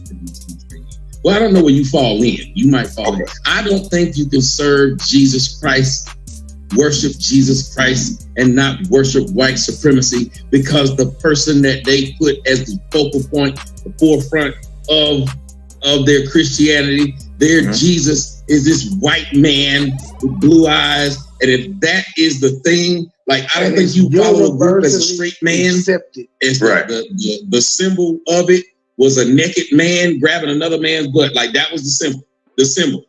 Where every time you log onto your shit, it's a straight man, it's two men playing with each other's butt. I'm pretty sure you as a straight man wouldn't say, I follow that. But yet black people who are against white supremacy actually follow a white savior. He's a savior. He is literally God. It is very difficult for you as a black man to even have in your own house a sense of I leave my house when your black woman got pictures on her wall, and 2 of the 3 pictures got on her wall of white men, Jesus and JFK. The other one is a gay black man, a gay sort of ish, who was whoring out there, and that's Martin Luther King. Think about it. 3 or 4 men on her wall do not look like you or think like you. And she worships him. She calls herself his wife. That is my husband. Only man can lead me is that man on the wall. This blue-eyed man up there just chilling, looking like he should be third member of Hall & Oates. This man is telling your girl what she should do. She'll tell you she won't listen to you, but she'll listen to him tell her if she can listen to you. You cannot then say that your household will not worship white men. Your son and your daughter see a white man that is supposed to be all-knowing, omnipotent, omniscient. This is this white man. They don't say that about you. You don't look like that. That is a difficult thing to be able to overcome in your own household when you give this white man that much power, and the real person that you are in your house doesn't have that kind of power. I rest my case. I'm gonna add on with you and give examples, because whatever you give your spirit to, that's who you're gonna yield to. So if you at night saying, now I lay me down to sleep, I pray the Lord my soul to keep, and you got this image of white Jesus, and then you feel you're oppressed by white people because you love this Jesus, it's going to be hard for you to look at Jesus as, the white man as your enemy. You're going to look at it like, man, we got to get along. We have to be some middle ground, because my God, Jesus is, how could Jesus be white and white people be bad? That's what, have you ever seen that episode of Good Time? Have you ever seen that episode of Good Time? Yeah, when they put that black Jesus up there and the women got mad. And the women was getting mad at him, saying that that's not my Jesus. So I agree 100% at the title. I ain't old enough to remember the episode, but damn. Black women got mad at black Jesus, so they never read the hair like wool, skin like bronze. They never read that scripture. Jeez. Because the title clearly says, how can you worship Jesus and not worship white supremacy? The problem with us as black people, we all have the Bible in our house, but we just accept what we're told about the Bible. So when they say Jesus is this string-haired white guy, and don't he look so innocent? He looks so innocent with the blue eyes, and you like, So we get to see a white person, no matter how brutal they are, it's still ridiculous. You got to get along with them. The end game is just still a white guy. The end game ain't no black dude. If the end game was a black dude, some shit they couldn't do to us because they feel like they were doing it to their. It's the same reason why the United States plays fair and well with Israel, because as a Christian country, we believe that those are the chosen people. So therefore, no matter what, we got to protect them. Right. And so now, where we come to kind of, when I'm saying we now, we as Israelites, where we come to destroy like white supremacy, you have to, like Christ said in John 8:32, you shall know the truth shall make you free. Mm-hmm. So now when you think about, can you submit to Jesus and not worship white supremacy? We got to take Christ's words and then apply it. So how do you take Christ's words and then apply it with this title? There's descriptions of the Israelites in the Bible, including Jesus Christ. When it describes Jesus Christ, so now let's say if somebody commits a crime against somebody, the first thing they do is say, do you know what your assailant looked like? And then they bring a sketch artist. And so they bring the sketch artist. So they say, well, how tall was it? They say, well, he was like my height. So it might be like 6'5". Well, ain't a lot of 6'5" cats. You know, I'm 6'5". Ain't a lot of 6'5" people. So I'm going to say 5'10".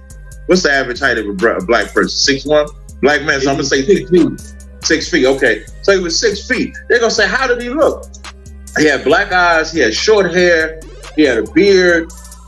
He was light-skinned. They start describing him. And as you described to him, the sketch artist is drawing. So now when the police put out an APB, at that point, he probably drew a nigga look like Fabio, the way you described him. This motherfucker's the most handsome nigga on earth. Son, that may be true, son. But if you Google Jesus right now, it's gonna be a white man pop up. Most people don't have pictures of Jesus in their house, but the ones that do is white. Here's the exception, but yeah, universally renowned. Y'all worship a white Jesus. That's the picture that's on the stained glass. Well, I was Catholic, so they had stained glass windows and shit. But that's probably the image. If y'all got some at y'all church stained glass windows, that guy, where they just won't show it at all. But universally, if you Google Jesus, ain't no black one gonna show up. Despite all the higher authorities in other countries and places, even the Pope have acknowledged it. Black Mary, Black Jesus. They don't give a damn. Google ain't updated that shit. Not gonna. 6'5". He said. He just drew it that point. The sketch artist need a drink of water. Hold on a minute. He look like what?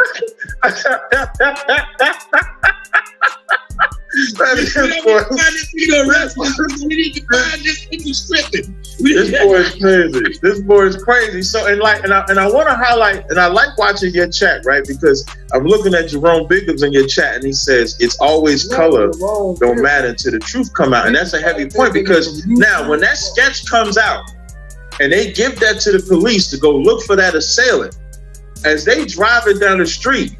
If he's not a 6'5", light-skinned, 5-year-old looking nigga, they're not gonna pull over and search him. So as they drive it down the street, if they see this white guy, they're not gonna stop him.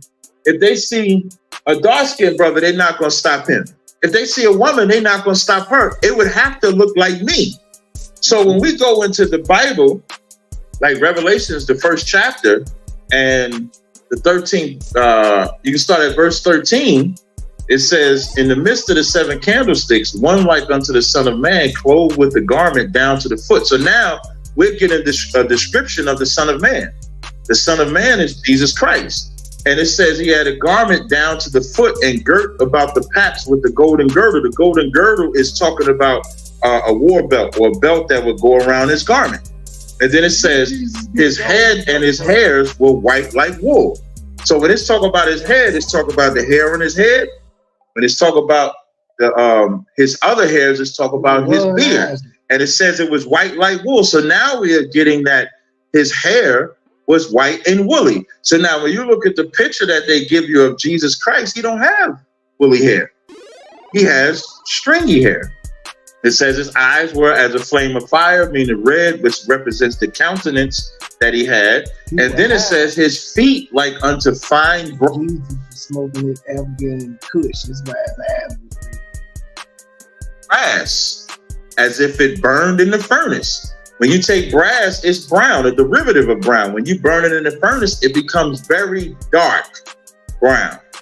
So now, if that's the description of Christ, and you're gonna say you worship Jesus, then you have to worship a black Jesus, a black. You won't find black Jesus in any white church in America. You can't tell a Methodist or a Baptist say Jesus is black. They don't even talk about that scripture in their church. Never heard it. I didn't get that scripture from private school, and we took religion class 5 days a week. Private Catholic school, we took religion. They ain't never go over that verse, ever. Looking Jesus. Like, you ain't got to call him black. That Christ they give you would be blasphemous to you based upon what you read. Right. Exactly. Why is our mind set to accept the white version, even though we keep talking about what whites have done to us? We'd rather accept a white savior than a black one. Black people laugh at black people who have pictures of black Christ. Right. And that's why I use the good time reference, because And black Santa Claus too. we could never believe. Here's this time, you're gonna like this. In fact, there are probably more black Santa Clauses in black American homes than black Jesus. And you ain't gonna see one. In Africa, they Jesus white. They ain't gonna find no black Jesus. In the motherland, you ain't gonna find no damn Jesus white. I mean black. It just won't happen. We could never believe that a black man could liberate us. Ever. Muslims do, though, however, have a black guy. Allah black. He's for black people. Think about it. Black leaders get rejected. The only black leader that The Jewish guy, I don't know who he's for. He's for Tazariah group. Because he an Israelite, but that would leave white people out, and it's just a whole bunch of division, no matter how you slice it. was accepted was the non-violent one. The non-violent white woman loving one was accepted. That was the only one. Malcolm was not accepted. The Panthers was not accepted. Fred Hampton was not accepted. I was not accepted. Okay, yeah, look at Tommy. Look at Tommy. Say whatever you want to, and it go be, if what I was saying was so wrong, it wouldn't have been so many niggas who said I hate Tommy, and then they started repeating what Tommy said. Right. Yeah, they would be just completely against me. But instead, you have these people saying I hate Tommy, but part of what he said wasn't wrong. This part of what he said wasn't wrong. Right. You can never get someone to open. And you see how easy I am to reach. I keep begging people to debate me on anything I've ever said. They won't do it. They just sit around and call me names. And it goes back to what Jesus said. Typically, a prophet is not wanted in, or is not accepted in their own home. They're not. No, and that's the thing. You will never get over that. That's just a carpenter's son. And listen, if you go back to Christ, Christ was a black leader that they rejected him too. And who did they reject him for? The Romans, which were white people. So they said they let a killer go free than this man. Yeah, let a killer. When you go to John the 11th chapter, they said it's more expedient that one man should die because they didn't want to lose their seat with the white man. Which I ain't gonna lie, that do sound like some nigga shit. Like free such and such all day, such and such, get it to his head. Oh, then y'all black, kill the coon. That's like some nigga shit, I ain't gonna lie. Let you know, when it comes to black people, whoever gives us money, that's who we serve. We don't, no matter what the oppression is, whatever the oppression is, we'll accept it. So that means we got to get our back beat a little bit. Drugs got to come in the community a little bit. Families got to get destroyed. As long as you give me money, we good.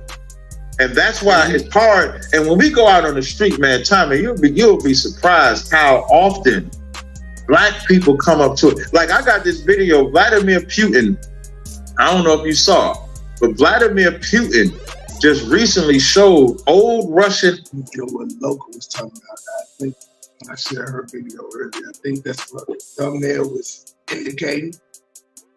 Icons, and when he opened it up, he's showing the Black Jesus. I'm gonna send it. I'm gonna share my screen real fast. I'm gonna show you what I'm talking about. Okay, no stress. Let me share my screen here. I'm gonna share my screen. Vladimir Putin. It's this video. Let me see if I'm gonna try to enlarge it so we can see it. Let me know if you can see that. Right down the screen. Look at it. Okay, yeah. So I'm gonna play him. So this is what he was opening up. So I'm gonna play it.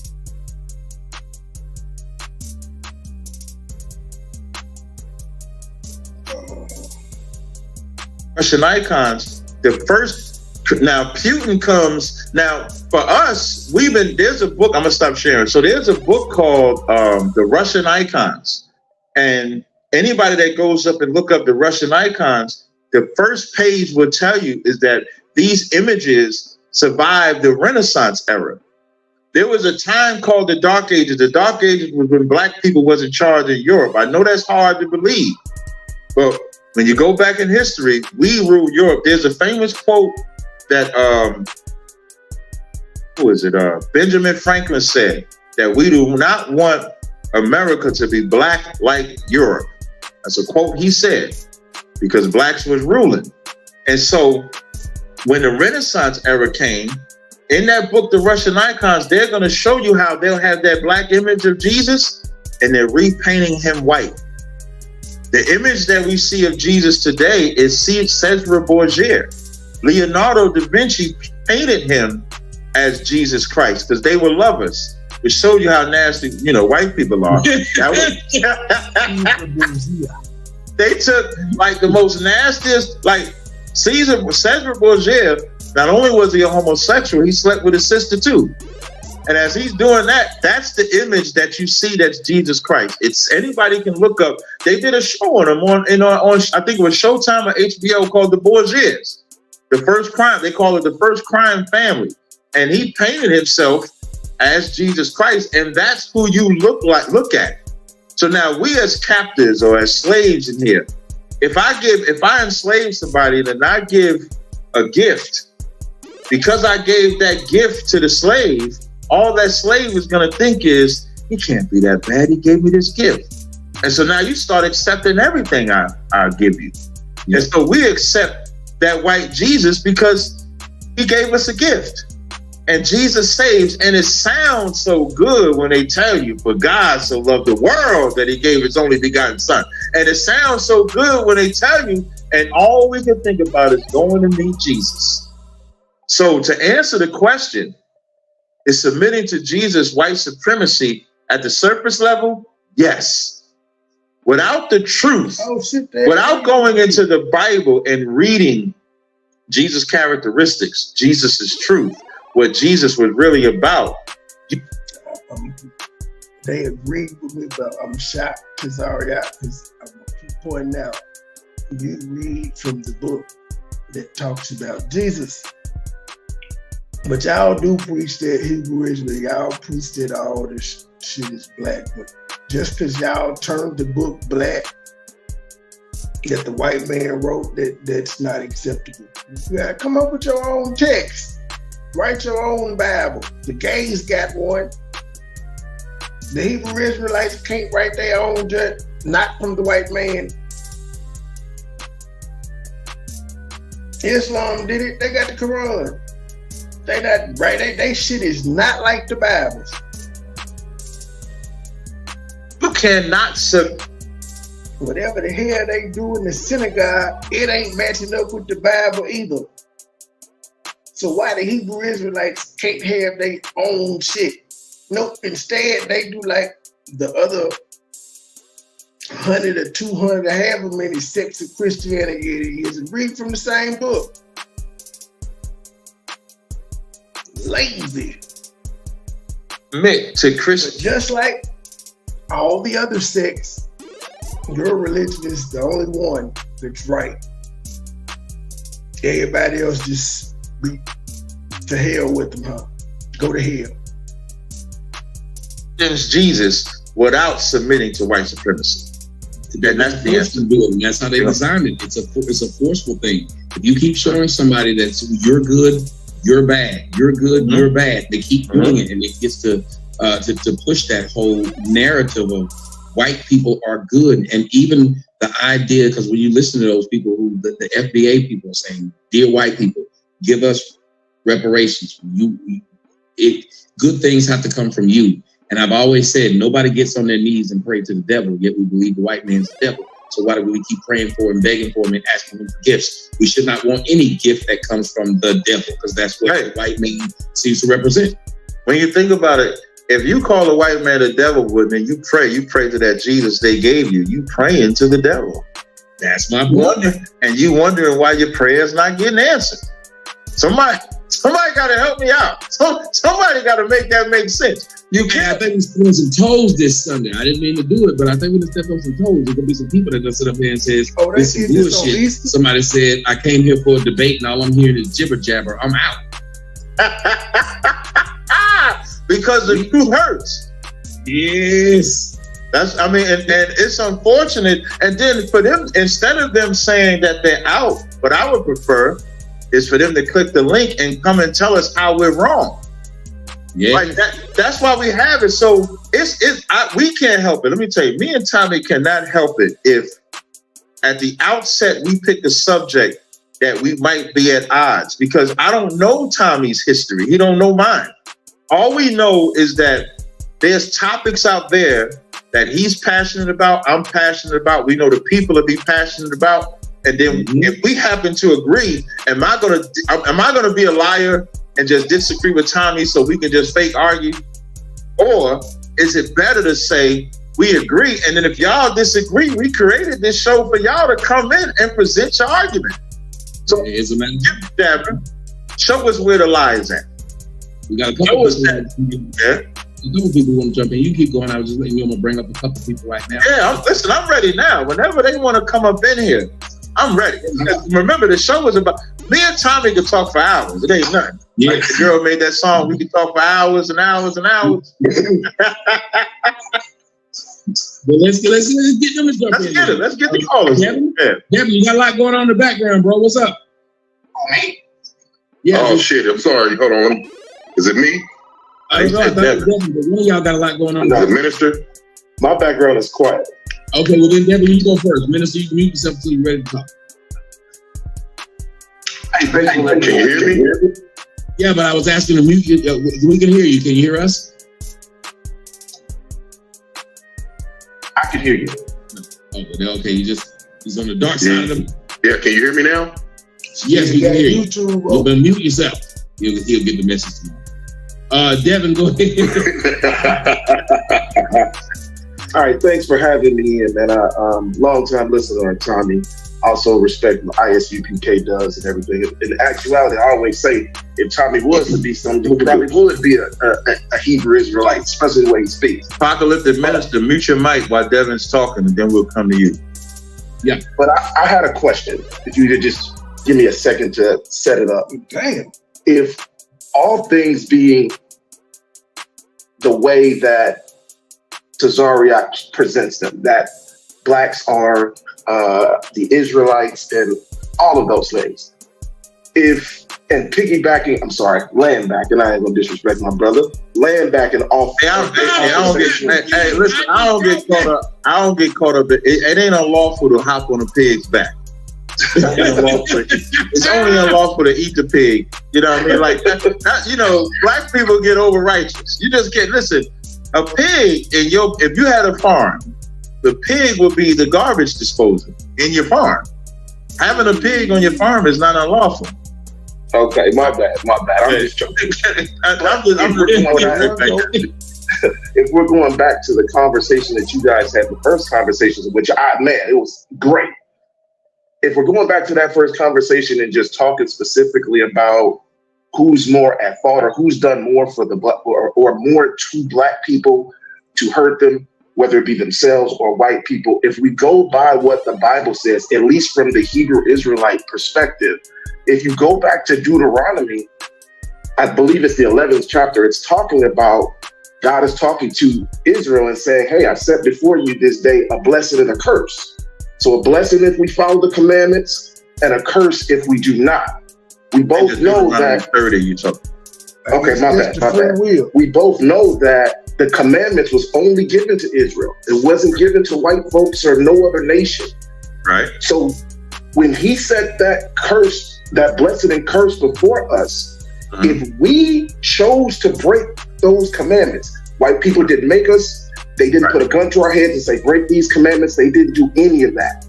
If we chose to break those commandments, how could it be anyone else's fault but ours? In actuality, if you think about it, if we're under these curses that are only our fault and only the fault of us, we're the one that did it, we're under these curses. Well, God is using a specific people to carry out those curses. So if we're the ones being disobedient, isn't in fact, when you look at it, they're the ones being obedient. They're doing exactly what the Most High is telling them to do. So if we look at the scriptures and look at exactly what's going on, at least from the Hebrew Israelite that's a very good question. Right. How can it really be?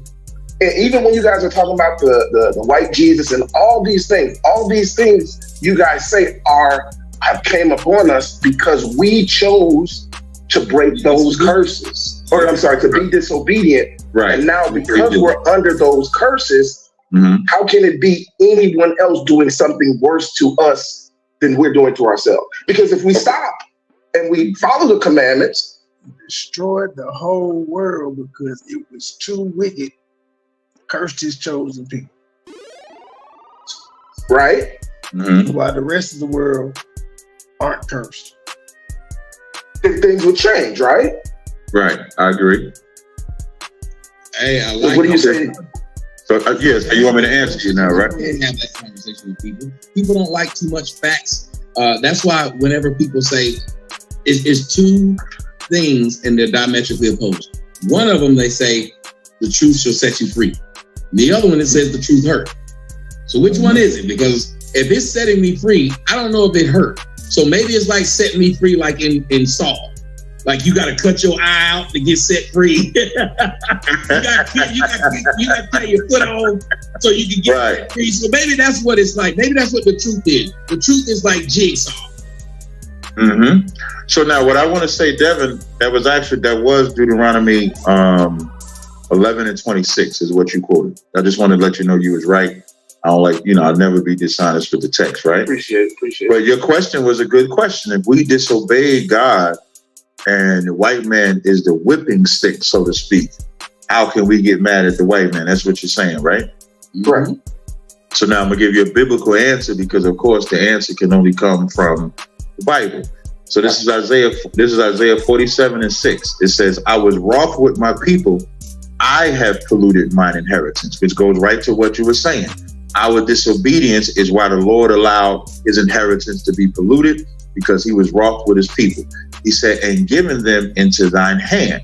So now we was given into the white man's hand because of our disobedience, which goes right back to what you said.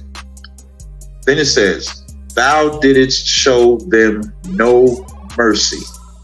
So when you say that the white man is doing what he's supposed to do, he's not, because we were put into his hand. But where was the mercy? Where was the stoppage of the raping, the pillaging, the destroying of our communities? Where was it at? There's never been no mercy. And it says, upon the ancient hast thou very heavily laid thy yoke. And thou said, this is verse 7, and thou said, I shall be a lady forever, so that thou didst not lay these things to thy heart, neither didst remember the latter end, meaning they didn't think about what would happen at the end of them not having mercy. Verse 10, for thou trusted in thy wickedness, thou hast said, none see me.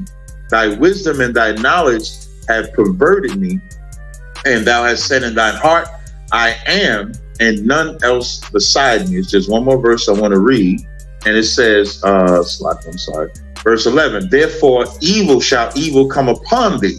So although we sinned against God, as we repent from sinning against God, there is no mercy from the white man while we're repenting. We don't no longer want to get high, but we keep getting flooded with drugs. We keep getting flooded with crack. We don't all want to serve this white Jesus on this subject, but it keeps getting shoved down our throat. So there's no mercy from them. You don't need to talk like that on, sir. You don't need to talk like that on trans observations. Hey, I'm not going. I know you guys may not have went as far as to say that, but I believe that was done on purpose. You can't tell me that. You can't tell me that it was. Oh, we didn't know that. No, they knew exactly. What hey, Devin. Now, Devin. Before you talk on that, which I want you to, do you understand the answer? I do. I understand where you're coming from. However, I just want to respond to that though. If you don't mind, I'd like to respond to the response. Because first off, I want you guys to watching this to understand how that's a perfect way of black males to be able to speak. He heard everything that Devin said. Right. Didn't get him off. Listen to everything he said. Absolutely. Had a thought of what he said, then had a thoughtful response ready for him. One that he can then have him go look up himself. Let that sink in. He didn't call him no name. He didn't feel like it was a direct attack against him. He literally just said, these words are from this man. I think he means it. And he has some merit. So let me give him the other side of it. And that's what a true debate or discussion is supposed to be about. And I say this to double back on it. Would you not think that the white man gave some mercy when he stopped slavery? When he's allowed us to be free now instead of under his bondage? No. Is that not a form of mercy? If you're saying what they did was so horrible, which it was, well, then they reversed field on. No, so I just think they changed the method of torment, because when they so-called ended slavery, the 13th Amendment was enacted. Jim Crow was enacted. Yet 100 years of lynching was enacted. They don't even have to keep us physically in chains. They put that white Jesus on us. Now we mentally enslaved.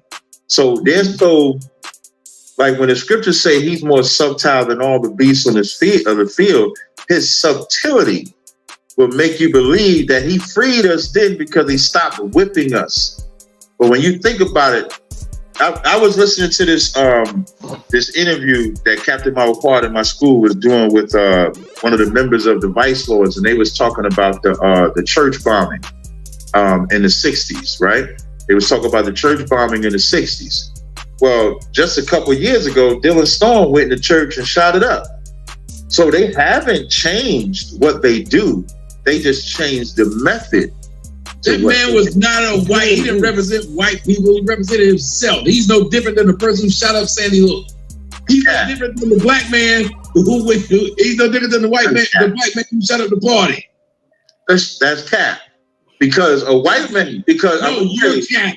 You're cap, sir. I'm definitely captive. I'm gonna tell you why that's cap. Because the black person that's shooting up the party is not shooting up the party because they're black. He's just shooting up the party because somebody in that party pissed him off. When Dylan Stone what I'm saying is, it wasn't like, man, I'm gonna shoot them up because they black people. When Dylan Stone shot them people in that church, it was because they was black. Roof, man. Dylan Roof. First off, it's Dylan Roof. That is Dylan Stone, Dylan Roof. But that's your homeboy. Wait, hold on. Wait, sorry, wait. Tommy, I'm about to put, wait. You said that's your homeboy? Uh-oh. God damn. Tommy, you just said I almost had you last week. You almost had me last week. Now this week you talk about Dylan Ruth is your homeboy. What the hell is going on, Tommy? Your girl Nikki said, wait a minute. Hold on a minute. Like, what's going on? Wait, Tommy. Wait, Devin, you don't open up something because you're going to have to break this down. Now, I'm assuming Tommy trolling. I don't know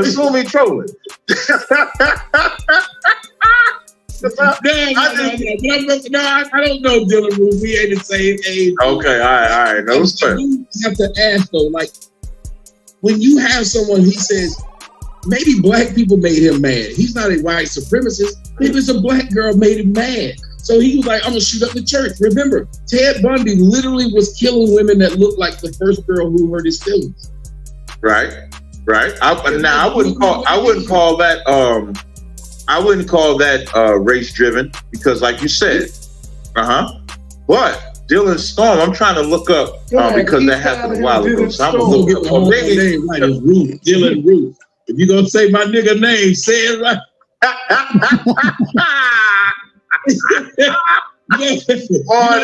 You know, we used to say when he used to play basketball with me. He hit 10 3-pointers in a row. You know what we started saying? Hey, Tommy, you know they gonna make a gang of clips out of you, right? Tommy said Dylan was his boy. They went to the club together. Boy, he played basketball, and he hit 10 3-pointers in a row. And we started yelling in the crowd, the roof, it's on fire. He was on fire. Now, and then I'm gonna tell you, you know that when he was doing the shooting as he's reloading, and here's what goes right to this subject of can you worship Jesus and not worship white supremacy? Because of white Jesus, they would not rush that white man. That's one white.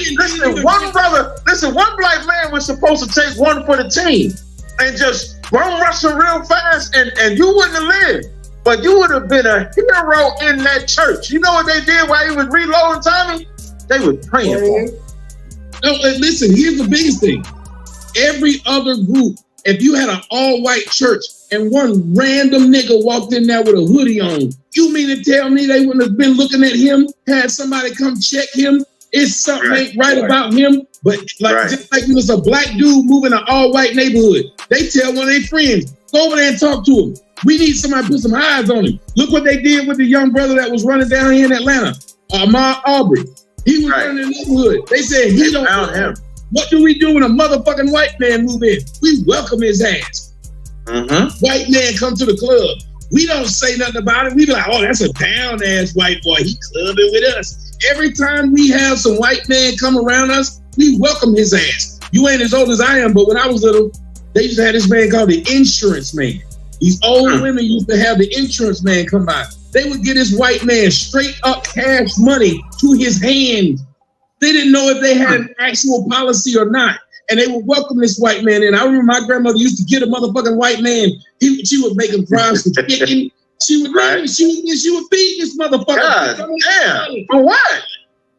They were white. It was weird. Yeah, somebody in the comments say, y'all invite them to the cookout? You ain't never heard no white people say, because I say what I say or any other man say what they say, they invited to the cookout. We love to say I agree.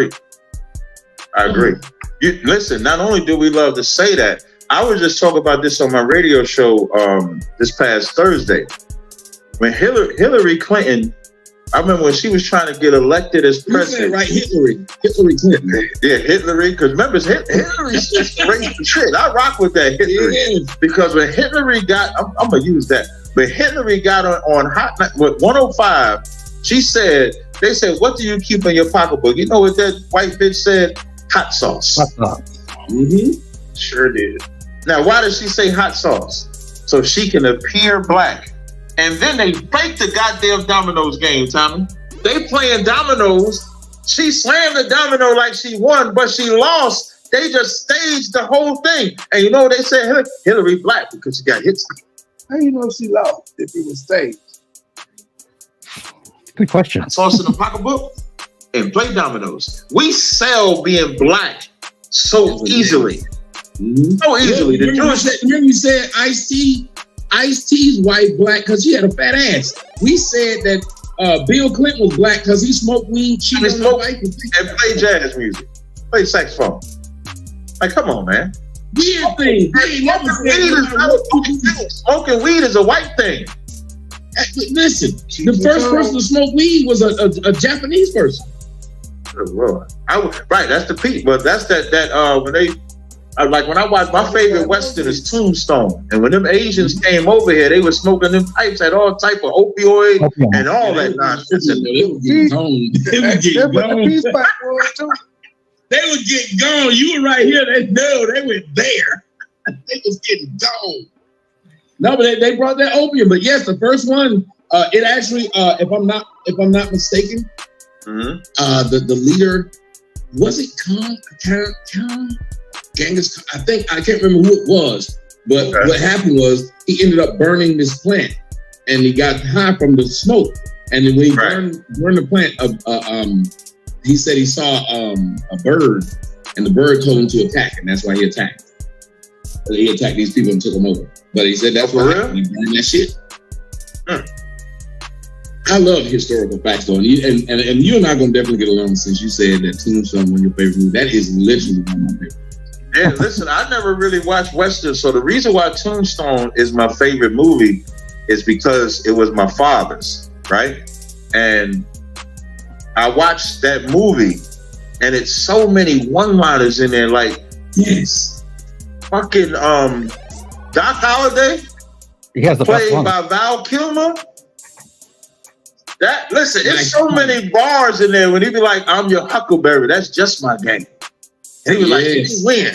He was like, "Listen, Val Kilmer played the hell out of Doc Holliday. I don't care what nobody say." When in the scene when Ringo come out there and he pull out the gun and he do all the full disclosure, I've never seen Tombstone. Don't go to see it. Great movie. I wouldn't say it's historically accurate. I would watch Wyatt Earp. That's a little bit more historically accurate, but it's a good movie. Great movie. Put the gun, and he playing with the gun, whipping it all around, and then everybody looking at Doc Holliday to see what your response. And he pull out the teacup. He pull out a cup like this, and he pull out the cup, and he just flipping it. And he played him like that. That's a bad. That's to me. That's, you gotta understand. Ringo was actually afraid of him. Ringo, definitely. Because he was the up and coming faster. That's why when at that final scene, when he remember when he saw Doc, and he was like, I was he said, "Well, I wasn't." Yeah, listen. He said, "You might have been playing. I wasn't playing, and this time it's legal." Remember what he said? He said, "Why, Ringo? Somebody just walk over your grave." Because he saw Doc rolling up, and he was like, "Oh shit!" Because he thought he was gonna get slow ass Wyatt Earp.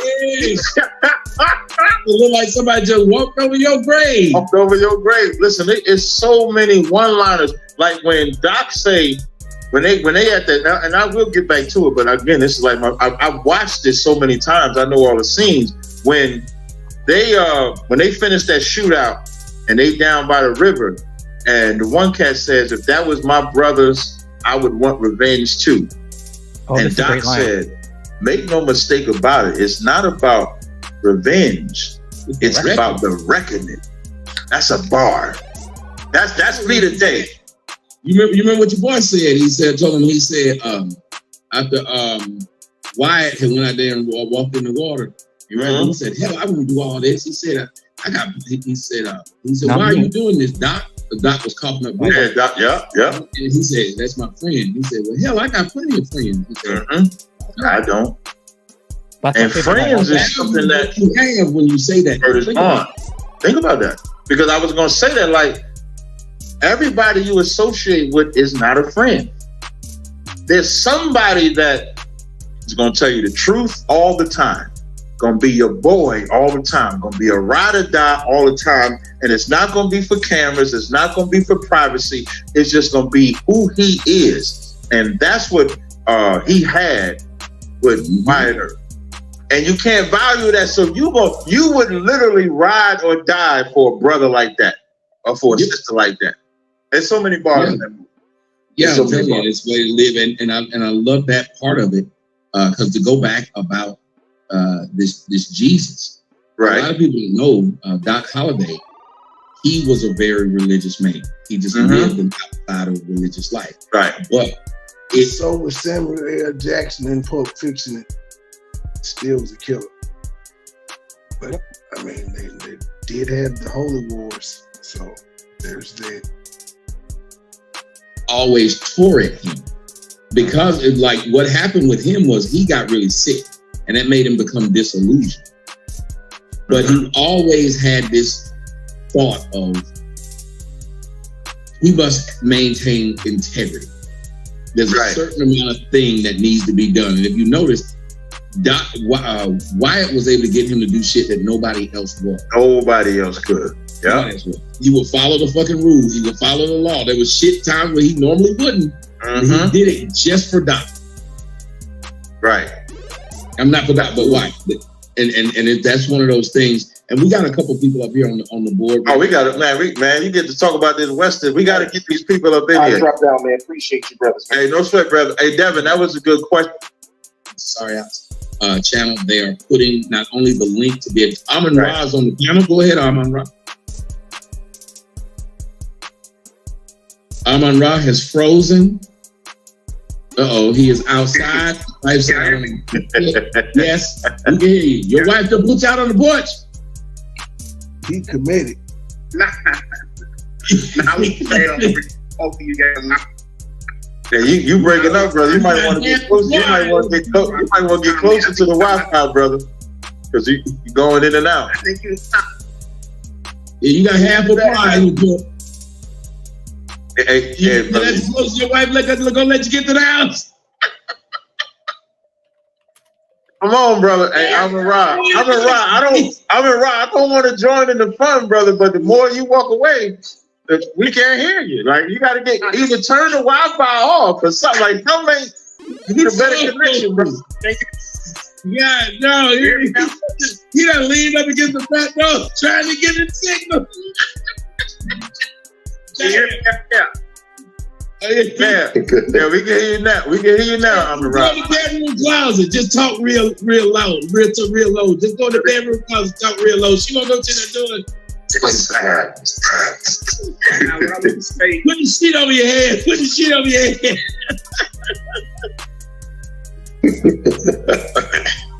Damn. Ready now? Yeah, we ready, brother. Wait, you asked if we ready when it's your connection.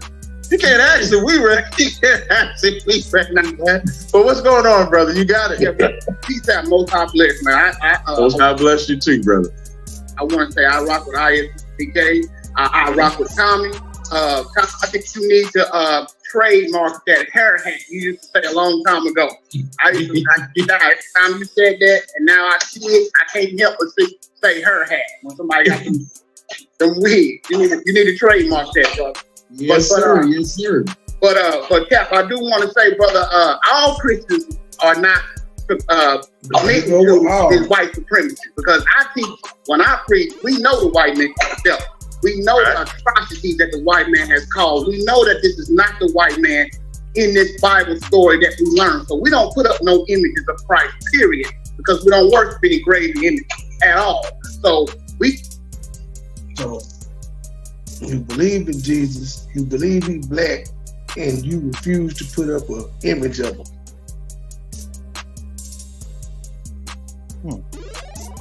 We are on that same line as you teach, that we think that.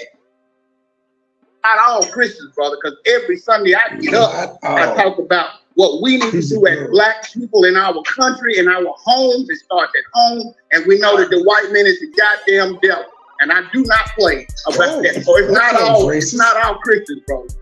I want you to know it's not all Christians. So I want to ask you something, right? And I want to preface it by saying Christ had said in John 8. Yeah, apocalyptic minister, you got to mute yourself. So I just want to ask, and I'm going to preface. Go ahead. I'm a preface it by John 8:32. You shall know the truth, and the truth shall set you free. So I'm gonna just ask you a couple of questions, Pastor. Was you in church today? Yes or no? Yes,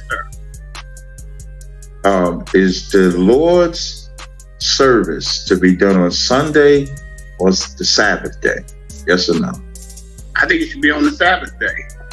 So then I would have to ask you, why are you in Sunday service on the first day of the week when the Lord said his service was on the seventh day of the week?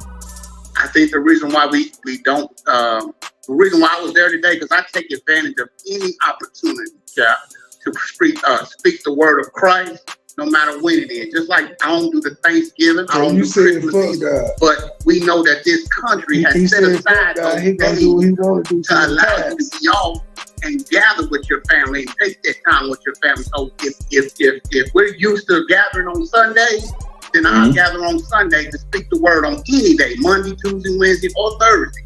Now, that is something I can't control in my church, because I am a part of the Christian Methodist Episcopal, so I can't just change the date. But that them names be long as hell, Tommy. Christian Episcopal Holy. I thought he was going to say, "Hey, look, man. Listen, I'm going to take advantage of anytime they got free food. You mean they cooking? The way he said, did he say, Thanksgiving, Christmas, they got ham and chicken. I mean, you asked me to the Lord might be on Saturday, but they cooking on Sunday. I'm just saying. So now, with that said, I'm right. With that said, when you say you're doing that because that's the only day, this is why I prefaced it when Christ said, "You shall know the truth, and the truth shall make you free." Scripture say, "Wide is the gate to destruction, narrow is the way to the Most High." So why would you choose the wide gate? Because they were talking about medulla oblongata. Why wouldn't you just choose the narrow gate? And whoever joins you in the narrow gate to serve the truth of the Most High, that's who the Lord wanted, instead of serving the wide gate.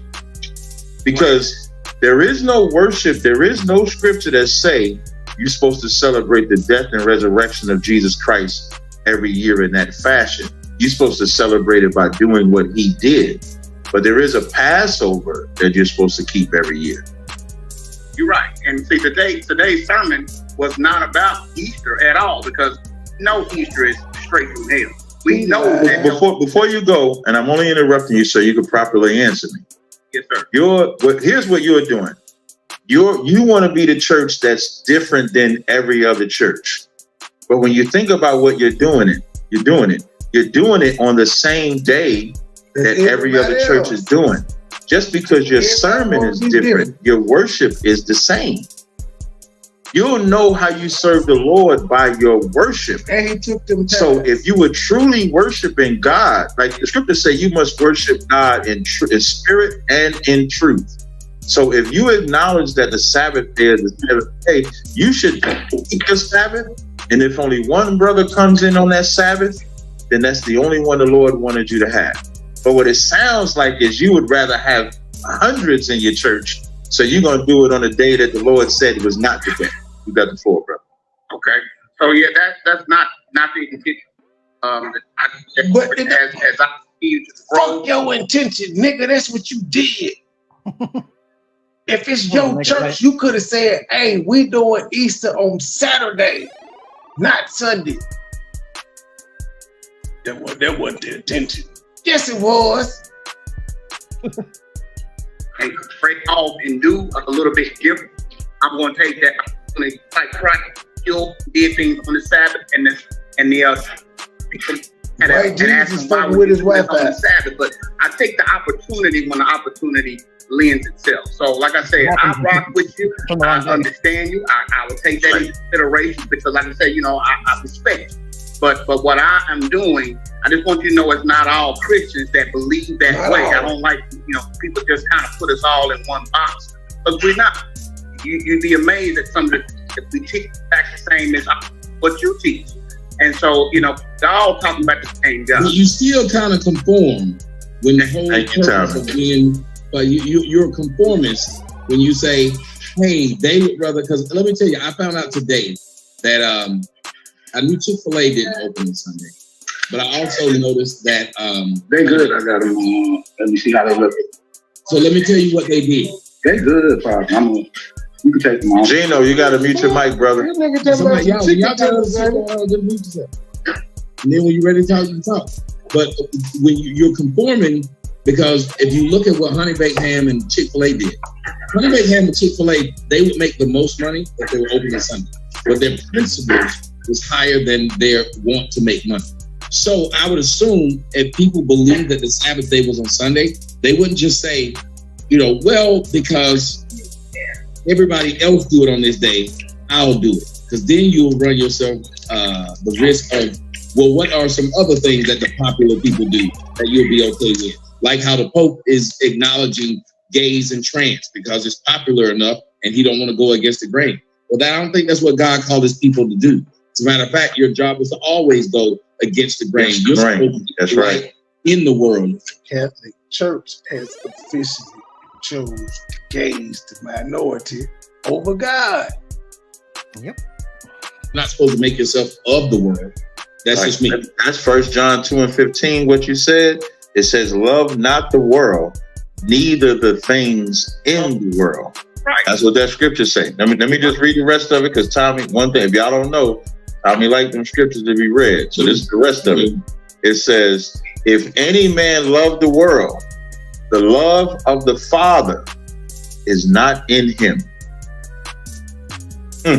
That's right. That's right. And like I said, we all are unrighteous. None of us are worthy to even gather the crumbs under the table. We all fall short in some way or another. And so I just want you to know what I am doing is trying my best to bring the world or my congregation back to Bible and back to the way it's supposed to be, as much as I can and as no different methodical as I can. I just want you to know I'm not a person or thinking about white supremacy or Christmas. But you are white supremacists, though. We don't. You following their day of when they say God. You follow. The only reason you're doing it on that day is because they told you to. That's not the Passover. Passover is April 20th. But think about it, Cesaria. That tells you how powerful it is. He says he knows the truth, but he's still doing it their way. No, it's right. I'm a part of something bigger. I have to break away and do my own church. So now I'm gonna tell you like this. I'm a part of something bigger. I still got the same white Jesus, even though he ain't white, but you know what I'm saying? And I do the same days and stuff, you know what I'm saying? But I'm different though. We go back to the Bible. But God doesn't want you to do it like that. So why do you still do it? Well, at least they own the copyright to it, and they made the whatever. Abraham departed from his father's house to serve the Lord by himself, when his father was serving everything else. When you go through the scriptures, everybody, every prophet, every man that truly loved God separated themselves from the masses to serve God. What's funny is these two religious people arguing with each other. Pastor, captain. You in the organization, you in that organization because you're somebody in that organization. Go be a nobody for God, and then you'll be a somebody for God. Me myself, I grew up in a Christian church myself. Grew up in the Christian church. My grandfather was a pastor and the whole nine. When I saw the lies of the Christian church, I left it. After 33 years of praising and thinking about this white Jesus, when I found the truth, it came a point in time when I had to say, enough is enough of the lies. And I went and served the Father in truth and spirit. So Amin Ra, first of all, it's weird having the name Amin Ra when you're a pastor. That's weird. First, Amin Ra is Egypt. I did think he was from Kemet. I thought he was committed. I ain't gonna lie. That's some Egypt stuff. So the first thing I would suggest, change the name, change the God. Don't be a white supremacist. Don't say to yourself, I'm going to teach this sermon different than what they're doing, but you're doing it on the day they told you to. You can't do that. Okay, well, let me finish. But Cesaria, you reading out the same book they gave you. Yes, you are. You know where that goddamn book came from. But it ain't the original. It ain't the Hebrew version. I serve the Lord and preach the word on every day. Sunday is not the only day that I take the time to bring the word. I do it on mine. I do it as much as I can wherever I am. Second, my name is my name is Thomas Rock. My father named me that at birth. Okay. And so just go out and play this for my listening audience. That's your I'm because the audience will hear me. I just want to repeat what you said. Wait, that's his real name, and he found his way back to Jesus. Interesting. I gotta hear this backstory. Saying you was born with the name Amin Ra. Yes, sir. My father named me that at birth. Okay, that's different. Okay, so everybody disregard. That's his actual born name. Yes, sir. And my father died when I was 5th grade. Loved my father. I would never change my name. No, I wouldn't either. I get it. Now, here's what only thing I would say is that, like, now I'll give y'all a personal part about me. When I got my name. I don't talk about this part. I've never said this publicly, right? But I'm gonna say it today because you mentioned your father giving you that name, right? My name Tazaryak means castle or stronghold. That's what it means. Before I got my name, I had a dream This is not cap, and I've never said this publicly, right? So before I got my name, that means Castle is strong. He been thinking of this story for a long time, trying it out for the first time. Exactly. This is going to be some kind of miracle story. Oh, here. This is the 2 dreams that I had. The first dream I had was I was on like now, one of them 2 dreams. It went from 1 dream, he had a dream to it was 2 of them. old ships, like boats. And I was in like a moat going down to a dungeon. When I go down to the dungeon, there's a body there, and it has like a veil. Like you got to be a little older, like in the movie Gold. Why you in medieval times with a dungeon like that? Child, when they had that thin veil laid over, so it's a male body, a black male body with a veil like that over it. The white man comes down into the dungeon where I'm at. Not the white man. He looks like the white man that played in Underworld, the vampire. The victor. You know, in your dreams, sir, but go ahead. Shut up, Tom. So he looked like Victor. Now. You said it to go to jail. You said I want the name. So he looked like Victor from Underworld. So he comes down, and he's coming down to kill that body. So he pulls out his sword to go and kill that body. I pull out my sword, and we're sword fighting in the dream. That's the first dream. The second dream I had was speaking like that on this dadgum day. Transsexuals, you were not sword fighting with a. I was sword fighting in the dream.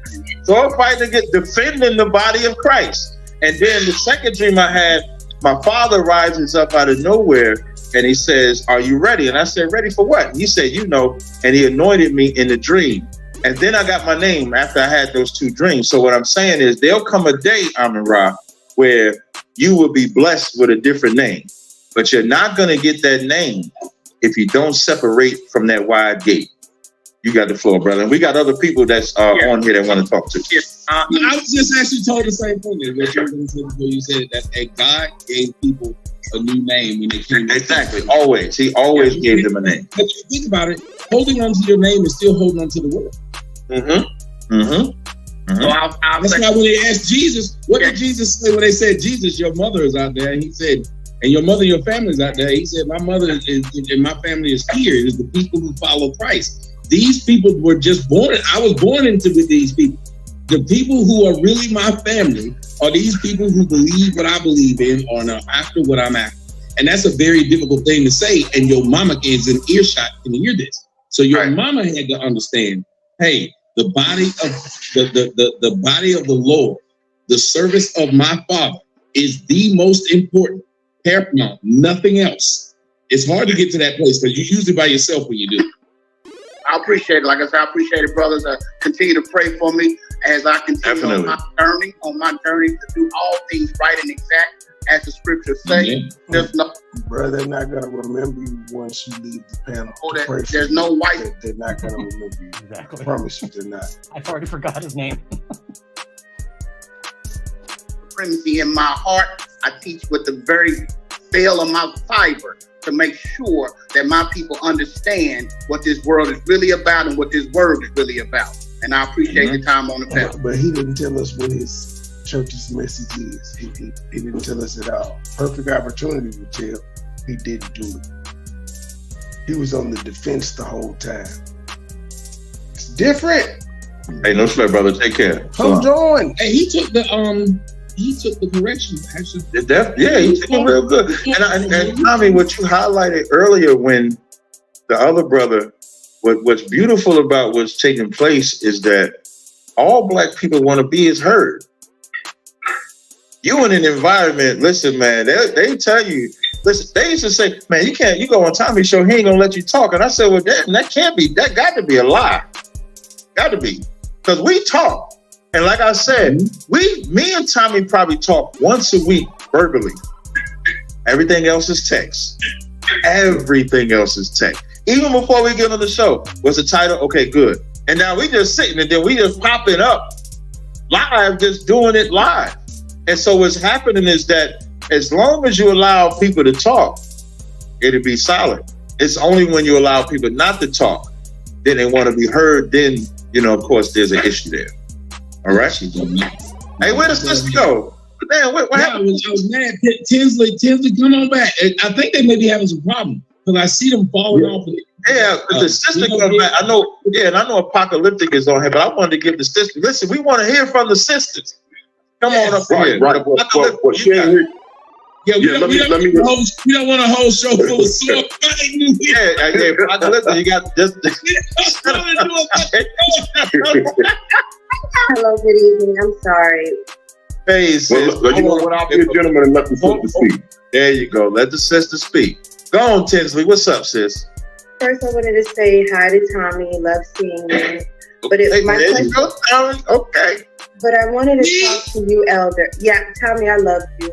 I want to say good evening. I love you. I love everyone on this panel. Me. We gotta highlight that, man. She love Tommy, man. We gotta highlight that because they swear the black women hate Tommy. Oh no, I called Elder. I got introduced to you because of Tommy's show. I've been watching Tommy for years. I donate to him. I enjoy his show, but now give that a round of applause, man. Get that a round of applause, man. To the Most High, because that's right. Because of me seeing the first debate through Tommy, now I watch you. So that's what's up. Was you the sister that called and came on the show? My show last week or 2 weeks ago. Yes, I am. Okay, got it. Yeah, listen, Tommy, you sending the sisters over here. Let me look at the profile. Let me look. I think I'm light skinned, finding the women over there. I'm light skinned on TV. Yeah, listen, Tommy, I told you we were versing at the yin and the yang. I'm the dark skin, you the light skinned one. Yeah. Go ahead, beautiful sister. Tell them how much you love me. Where'd she go? Y'all with these. Y'all gotta get these Boost mobile phones together. I'm just joking. I had a question for the elder, and unfortunately, I'm not an elder. You can just call me Cap. You can just call me Cap. You can call me Josiah. I don't like being called elder. I appreciate it. Thank you. Okay. That's he being light skinned again. You don't want to give his age. You can't ask his age or his weight. He think it's offensive. Now my weight, I'm cool with. I'm cool with the weight. Hopefully the pastor is still here because I had a question for him too. So it was 2 questions. The first question. The pastor's not here, but you can go ahead and ask your question. I was just hoping to know, even though he said he does not a white supremacist and he doesn't believe in certain things, I wanted to understand why he would not worship on a Sabbath day, a very important day. Despite it, he mentioned he takes advantage to worship. Because you get more tithes on Sunday than Saturday.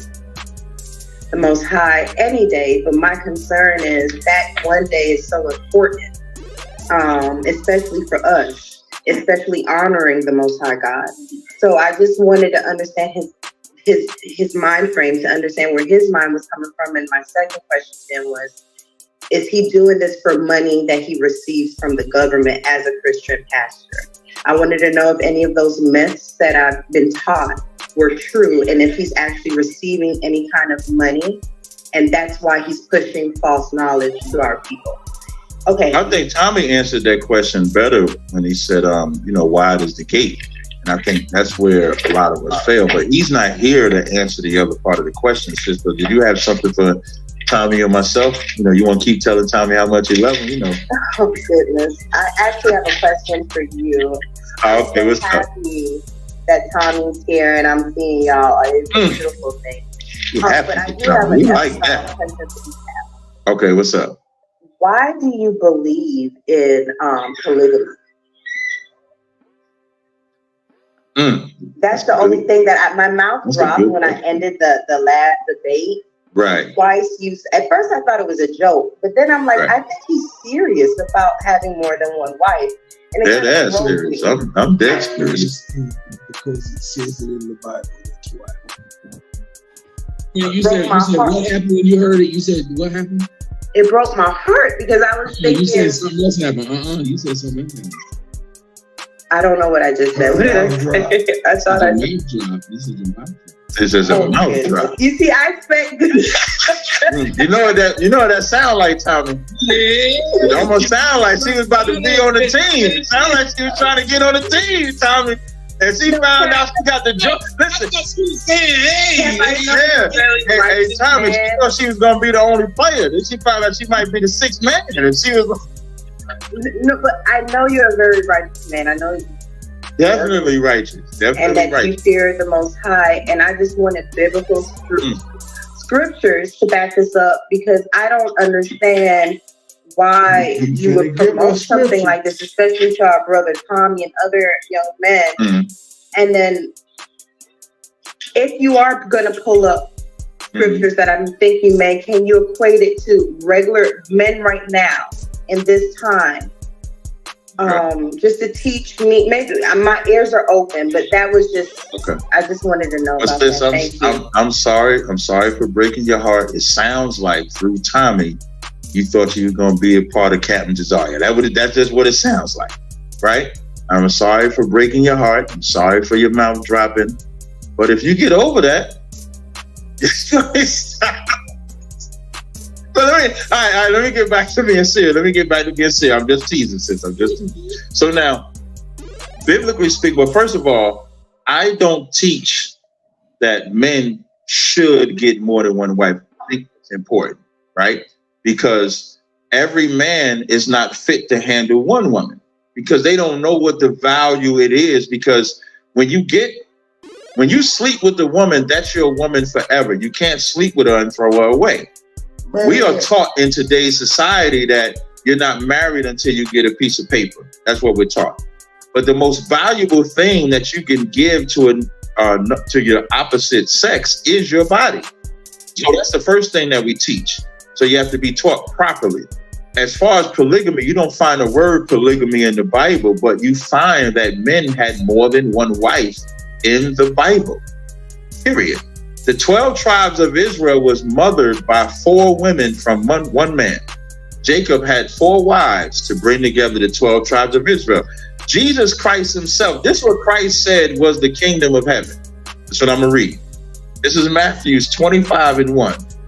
It says, "Then shall the kingdom of heaven be likened unto 10 virgins, which took their lamps and went forth to meet the bridegroom." So now Christ starts the parable by saying the kingdom of heaven is 10 women getting ready to marry one man. And he called that the kingdom. This Jesus Christ, this the king. Out of those 10, he married 5. So even in the kingdom of heaven, Christ got 5 wives, because Christ was the bridegroom. The women metaphorically was that. You see laws in place like, if you get another wife, the duty of the first wife shall not diminish. So, and now that battles divorce, because the Christian church teaches that if you want another woman, you have to divorce the first woman that you was married to. The Bible says if you want another woman, just don't diminish the first wife you was married to. So the Bible is totally, monogamy as a law is only a white culture. Yes. Having more than one woman is not even an Israelite culture only. Arab cultures got it. African cultures got it. East Indian cultures got it. The white man is the only one that came and mandated and said you can only be married. And here's how you know. And that was just because of land laws. That was. Thank you. I was about to say. No, that's what I'm about to say. And that's only contractual. It is not unlawful for a man in America to say that he has 5 women. It's only unlawful if he has a government contract with more than one woman. So like, let's say if I have a legal binding marriage contract with one woman, if I was to get a legal contract with the second woman, then I'm breaking American law. But if I said I had 10 wives, I'm not breaking no American law, and I'm not breaking no biblical law. I want to read one more scripture and then I'll yield. This is Jeremiah 29 and 4.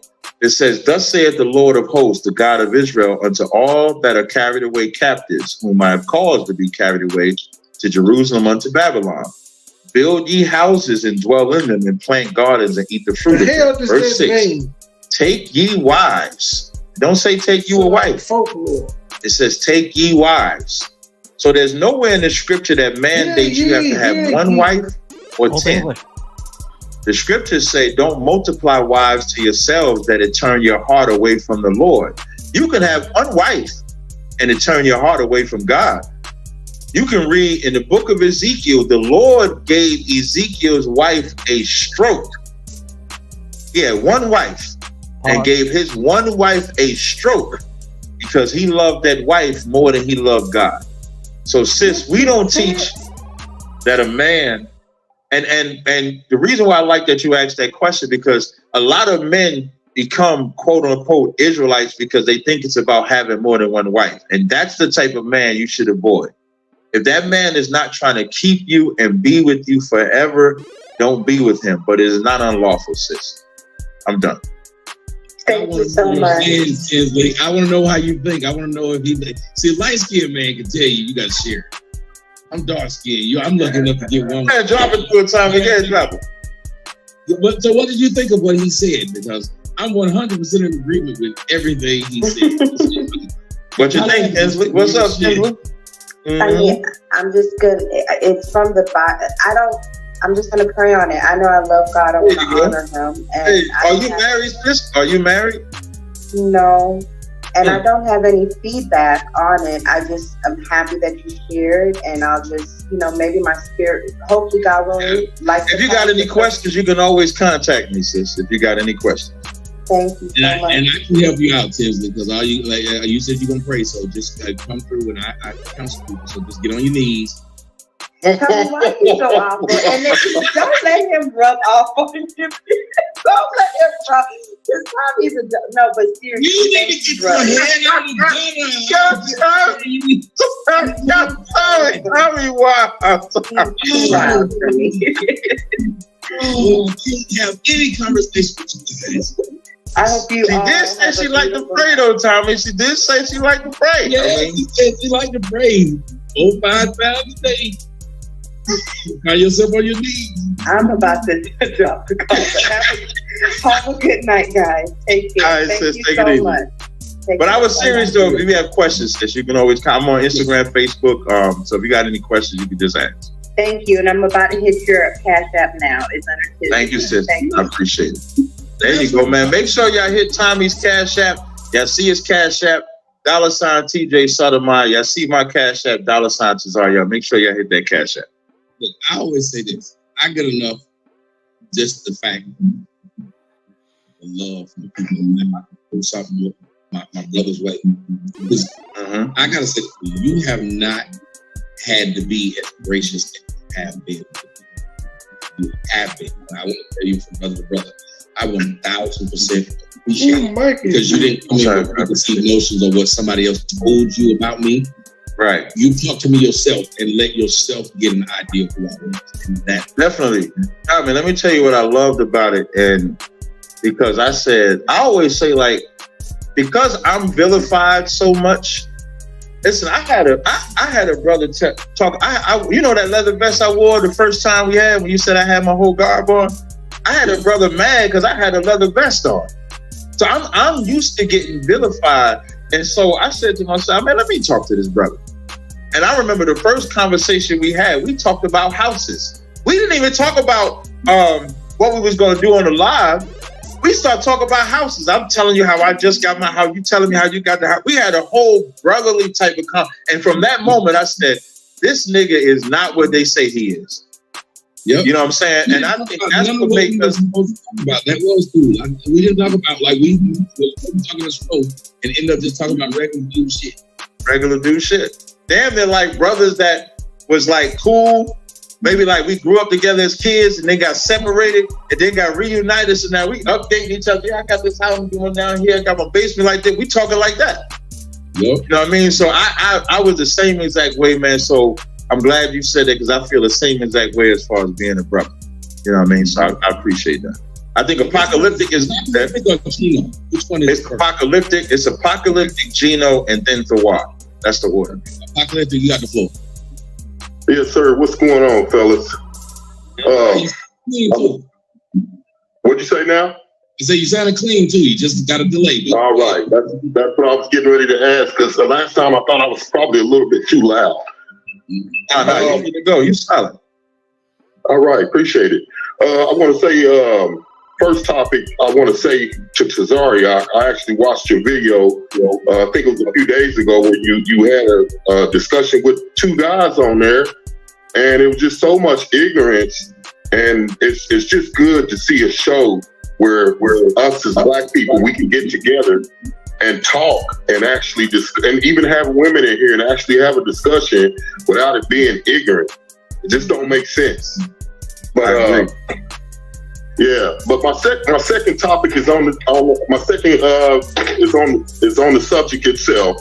And as far as the white supremacy thing, I listened to a man. His name is Neely Fuller Jr. I don't know if you guys have ever heard of his name, but his main statement is if you don't understand white supremacy, everything else in society and life will confuse you.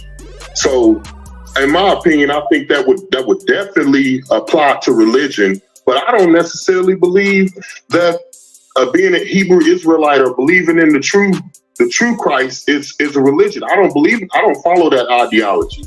I believe that Yeshua HaMashiach is the truth, period. That's it. So, just the religion part is, when people say it's a religion, that throws me off. And then we got to still turn around and deal with all the talk of white supremacy. And we got to walk around and deal with that on an everyday basis. So, I don't know if that's actually a question, but I'm just saying. What we're saying. You guys can you can do whatever you want. Right. This is for y'all. Right. Do whatever you want. Yeah, I just, I feel like it's good to see this as a people. It's good for us to talk about this, man, because I don't have anybody in my family to talk about it to. Last night my niece called me. And she puts my great niece on the phone to ask me about it, and she hasn't talked to me about it in probably about 2 or 3 years, if then. So, and I gave her, this is what I told her, Cesaria. I told my great niece asked me, she said, why did they kill Jesus? And I told her, I said, actually, we killed Jesus. I said, the reason Jesus was killed was because he paid for the sins that we made. And I tried not to elaborate too much because she's only like 7 years old. But it's kind of difficult to talk to her about it because you don't want to. Kids will hear certain things, and then somebody else will come along and tell them something different, and then they got to sit with that in their head. And so try to keep it easy, but it's good to hear y'all talk about it, brothers. I want to say this, and see if Captain would agree with me or not. But I think that it is the charge of men to be curious, and that is how we ended up being scientists and doctors. We as men, our job is to hear questions and not respond to them emotionally, but respond to them in logic. That is our job. That's right. That's children. Don't they want like they expect us? If you have any children, your children expect you to be really more honest than their mothers. Really Absolutely. And so that's the trouble. That's the trouble. Is sometimes when we start being honest like that, that's when I get in trouble. When I just put out the straight honest, it's always an argument. It's always, of course, it's a pushback from the kids sometimes. Like I said to you, brother, that's the pushback against the patriarchy. Whenever it was men, it used to be literally, you would go to your mom for a comment. You would go to your dad, and they would tell you what the world was and how you were going to be treated. That's what it was. That's right. In between. That's right. We've been told as men that and women that we want to go to people who are going to back up our confirmation bias. We need someone that's going to say, yeah, I agree with you. We can't fit the world today without someone telling us, we agree with what you're saying. And that's anti the patriarchy, because a man who runs his family, his wife or wives, his children, and is the protector, what is his job? A lion doesn't allow a lioness to do whatever the fuck it wants, because it's his job to protect him, not. Woo. You know, that goes back to what y'all was talking about last time. You know, how can I protect you if you don't listen to me? Hello? That's it. Go ahead, sir. No, I ain't got nothing. I'm just agreeing with what you said. Like, we are. Yeah. There was this video I had put on my Instagram where they did a study on how men are more practical, women are emotional. And they did it with babies. They put this obstacle in front of boys, and the boys figured out a way to get around it. They put that same obstacle in front of girls, and they sat there and cried that somebody came in and did it. You want nurturing? You can't come to the father crying and you want that nurturing shit. You ain't gonna get that. You gonna get a hug, but it ain't gonna be with the affection that a mother will get, because that's a mother's job. Just like when you come into a mother, you want the problem solved, that's not her job. When you want discipline, that's not her job. That's why even when a mother disciplines on any level, she has to talk like a man. Get the fuck! That ain't how she's supposed to talk. She's supposed to sit. She gotta holler. I remember when Chris and she's out of her place when she does it. Notice when a woman beats the child, she's out of her element. Because one, what you're teaching that boy is something that he's not natural to. But when he gets 10, 11, when you pop him, it don't hurt. Two, when you pop him, it's not an emotional response. Dads, we're not going to beat our daughters or sons emotionally. It is going to be the lesson, same way you teach a dog. Hey, think about it. If a dog beat on the puppy and you beat him the next day, then he learn not to right. Doesn't. Nope. Because think about what happened to a lot of mothers. A lot of mothers would beat their child on Friday for what they did on Monday, but because on Monday they were happy, they didn't do anything. But on Friday they were mad because of what was going on at work. They beat their child because of that, and the child didn't learn. Real talk. That's absolutely right. So let me ask y'all one more question, and I'll let the other gentleman have the floor. I don't know if y'all subscribe to any of the beliefs on the Willie Lynch letter. So the Willie Lynch letter said this about us as black people, and the reason why we still in this perpetual cycle is that they trained the black woman to be able to emasculate the black man, and then or the black boy, and then that cycle continues. Because when you guys were talking about the Christianity earlier, Tommy, you were saying that you cannot worship Jesus Christ unless you worship in white supremacy. I think it's the same sentiments. It goes all the way back to that Willie Lynch idea. Is the cycle's been perpetuated over and over throughout the generations, and so we've come to a stage now where they don't have to enslave us. We have enslaved ourselves mentally, so they don't have to tell us what to do. We instinctive, especially since we were all raised by black mothers, and my father was in prison. You know, so I feel like that truth to what you were saying is true. That if you worship in the white Jesus, the Catholic Church or Christianity, that you really are just following after what was in the Willie Lynch letter. Yep. My position on the Willie Lynch letter, you could tell there was something written later, but it is truth in it. But it's not. When you do the research on the Willie Lynch letter, it's not. There wasn't nobody named Willie Lynch, but it is somebody that was able to write about what they could do to us and how they would manipulate us. So it's factual information in there, but it's a fictional character that it's based on. But it is right. Yeah, and doesn't it seem like it's everything that's been said in it is just on par. It's to the T, man.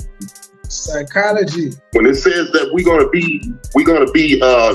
be able to come up out of it because we're going to have too many obstacles, too many worlds of confusion to be trying to fight. That's what we're dealing with. I had a brother up at the store, and I'm going to say this last part, and I'm going to get off here. I'm talking, man.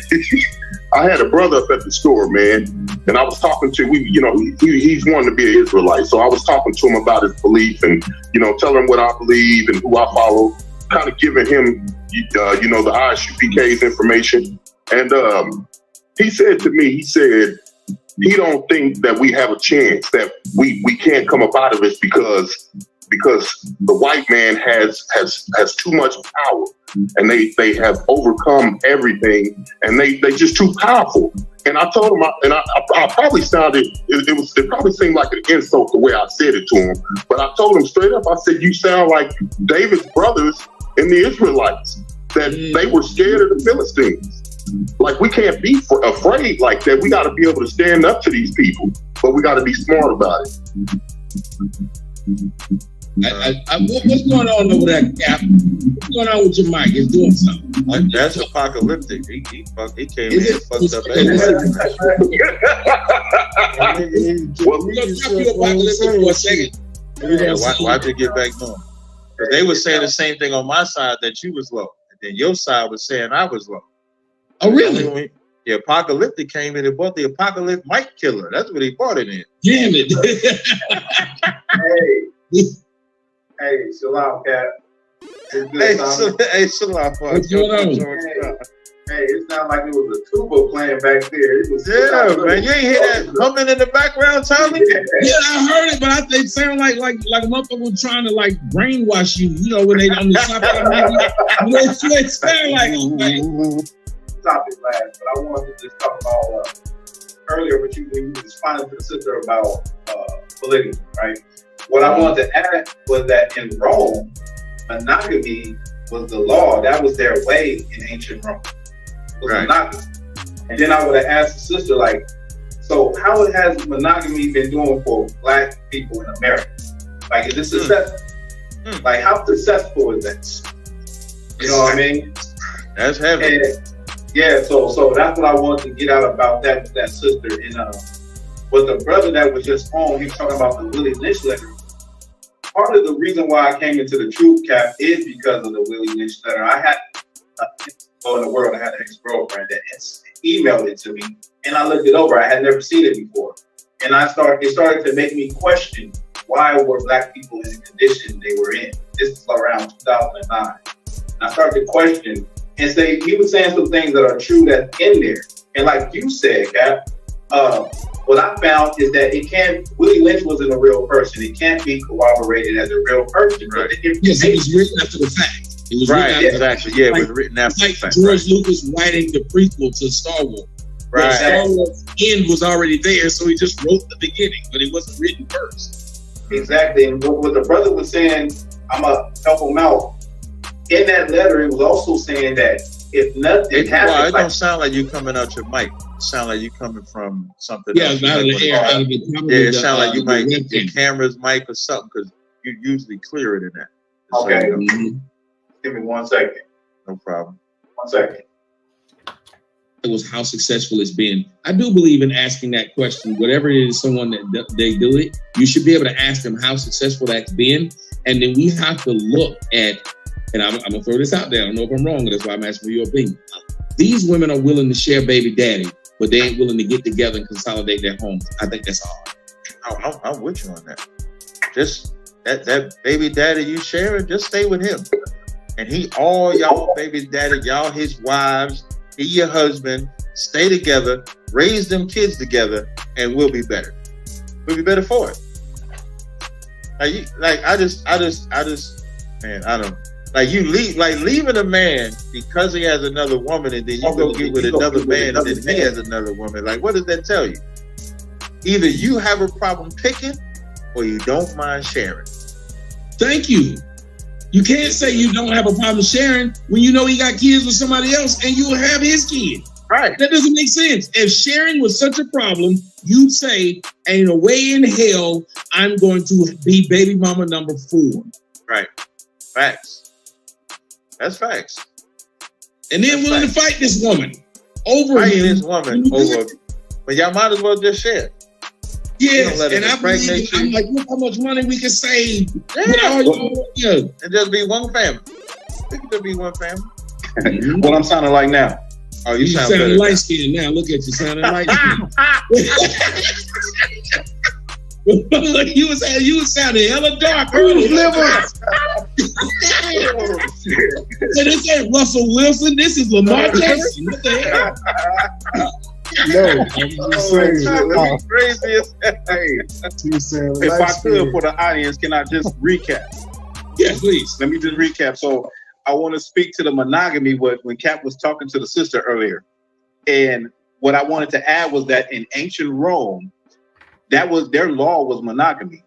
And then I would ask the sister, how has monogamy worked in America? With all of the divorces, all of the breakups, how has that worked? We need another solution. I mean, there has to be a different way. You know what I mean? Now, getting back to the Willie Lynch letter, what I was saying was it can't be corroborated, like what Cap was saying. I'm agreeing with that. Also, it is factual, but like you guys were saying, it had to be written later. Now, what the brother was saying, the brother was trying to, I guess he was trying to articulate that in that letter, it says that black people will be jacked up unless some phenomenon happened. Unless something happened to get them off of this access of them being destroyed. And so thinking back now and looking at it, I look at that as being the truth and the knowledge of the Bible that we are God's chosen people. That's how I look at it, like that phenomenon that would knock us up out of that ever-turning circular destruction that would keep happening to us. Now, when it comes to the title, can you worship Jesus and not worship white supremacy? Or are the two intertwined? I feel as though holidays, worshiping holidays is white supremacy. Like our ancestors learned these things when they had no choice but to accept them. Now our ancestors worked 16 hours a day, and whatever time they got off, they was gonna take it. They was gonna. According to Killer Mike, they had Sundays off, and they would lend themselves out. They would go to the. Hold on. All right. Well, that being said, people, how's everyone doing? This is another informative special we got here. And check out all my links, Tommy Sotomayor. I will put the link in the chat. Just to shout out the OG, because he often goes uncredited. I understand that. But let's see. Trying to think of something off the top of my head. Things to come. Oh, Friday. I will be doing the WrestleMania prediction and bet show with Trey, and I think Mad probably can pop up too. I'm thinking we'll probably do it before Trey's show.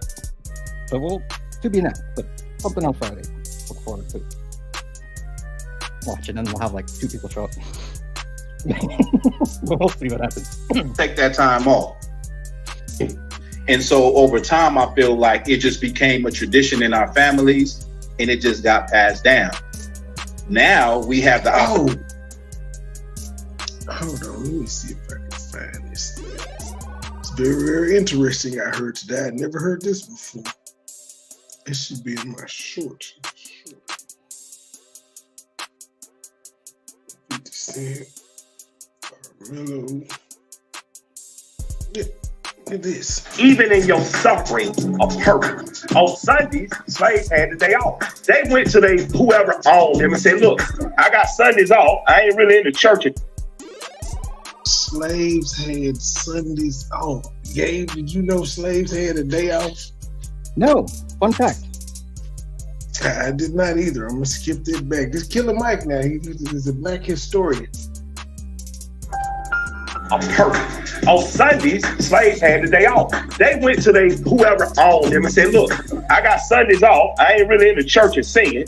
I would like to lease myself out to this other farm, and then we'll do a 60-40 split or 50-50 split. They use their mind, they use their ingenuity.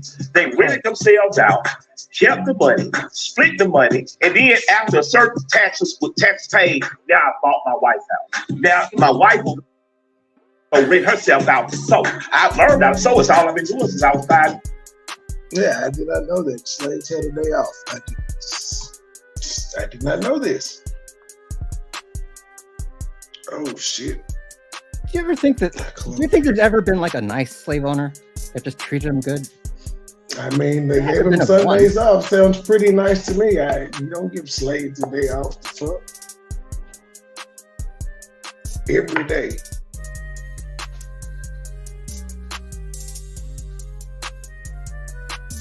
It just became a tradition in our families, and it just got passed down. Now we have the opportunity to actually look back and say, well, okay, this is how we started doing these things, and this is why we shouldn't do them. But if you ask me, I feel as though celebrating a holiday is celebrating white supremacy, because our ancestors learned these things when they had no choice but to do them. They, you know. Let me ask you a question. So what do you think about the last brother that said he was doing it because the organization or church that he's with, right? And he didn't think that it was white supremacy. So what would be your answer to him? That brother, was that the pastor? Yeah, that was the pastor, Amin Ra. And he didn't feel like he was just following his organization. I would say that if you want to make a stand to go against white supremacy, then you would have to separate from that organization. You can't be a part of that organization and still feel like, you know, the white man is this and he's that. It's his organization. You're still going along with the things that you know our ancestors learned when we had no choice but to follow it, you know. So I'll tell that brother, like, you got to drop that. Like you said, Cap, I think you said something about you're gonna have to just be alone. You're just gonna have to be that lone warrior. I'm paraphrasing, but you're gonna have to be alone and accept that and start from scratch. Yeah, you know what I mean? You definitely got to start from scratch, because there's always a trendsetter. Even if you think about it like that. I didn't wear a pair of Michael Jordans until I was 47. Right. Now, my reasoning for wearing Michael Jordans at 47 is because I saw the baby blue. I don't think I have them down here. I will bring them out. I saw the baby blue ones and they just look good. But when I was younger, the reason I wouldn't wear Jordans was because everybody wore Jordans. Everyone. I didn't want to be everybody. I didn't hate the Jordans. The Jordans was fly, but because everybody was wearing Jordans, I didn't want to wear Jordans. Right. When it came to women, I didn't. Nigga, everybody still wear Jordans. Yep. Hell, the original. That's how you was able to see the baby blue Justice. They re-dropped and you probably stood in line like everybody else. Not want a woman that everybody else wanted. They're probably more popular now. Tammy, I'm just making up a name because I didn't know no Tammys in my hood. I'm just making up a name. If Tammy was the one that everybody wanted, I wanted Tasha because nobody wanted Tasha. So in my mind, Tasha had to be special because everybody wanted Tammy. That means Tammy letting something off that she wants everybody's attention. Right. You know what I'm saying? So you got to be the one that when everybody say, "Man, you want Tasha, you want Tammy, everybody want Tammy." Because now if I go get with Tasha, there's something special about her that nobody else wants, but I see what everybody else wants. So when it comes to that particular pastor, and he ain't the only one. A lot of pastors try to make that we don't teach Jesus is black. And excuse me, Jesus is white in my church, but you're doing all the same tenets. Exactly. You can't do all the same tenets, and just because you make them black, now it's supposed to be better when you're doing all the things that the whites told you to do. It's damn near like blackface. Right. And Cap, if I could like that one time, what you brought out about the shoes, Cap, the analogy you brought out, I agree with that. Let me just throw another one in. It's like everybody is wearing. I tell you, I don't mean to cut you off. Go ahead. Jesus is blackface. That's cold as hell. When you put him as black, You're literally playing blackface with Jesus. Right. That's unless, crazy. because, and what I mean by that, unless you separate and follow it according to the Bible, making Jesus blackface is blackface. Facts. That's bars. Facts. Yes, well, I'm saying, bro. And then when it comes to the analogy you made, like I said, like out here, when I was coming up, everybody wanted to get some Timbs, but I wanted some Wallace. I was like, I don't want what everybody is rocking. Okay, I'm gonna wear something. Okay, you wanted them Wallabies? All right. Hey, people will look at me and be like, okay, where you from? You from New York? I'm like, nah, I got mine right here. Damn. Well, had them on yesterday. Oh yeah. Yeah, I got a whole little lineup right now. But in these holidays, they don't even question or think that you're doing something that everybody is doing. Right. You're doing something. You did Easter in your church. That's what everybody is doing. Right. You did Halloween in your church, Christmas in your church. Everybody is doing it. If everybody is doing it, it gotta be something wrong with it. It's safe. Think about it, and I really, like I said, I appreciate it. We're not jumping on him, Cap and I. We're not jumping on the fella. Yeah. But you have to understand, when he openly said to the entire audience, "Oh well, I do it because that's what everybody's used to." That's a slippery slope. When you go down that road of, well, I'm doing it because it's popular. I'm doing it because that's what people are used to. If you are a man of God and you are a man of conviction, pretty much what you say is going to be counterculture. You're going to be telling people the way that they're doing it has been wrong. How can I prove to you the way they're doing it is wrong if I do it just like them?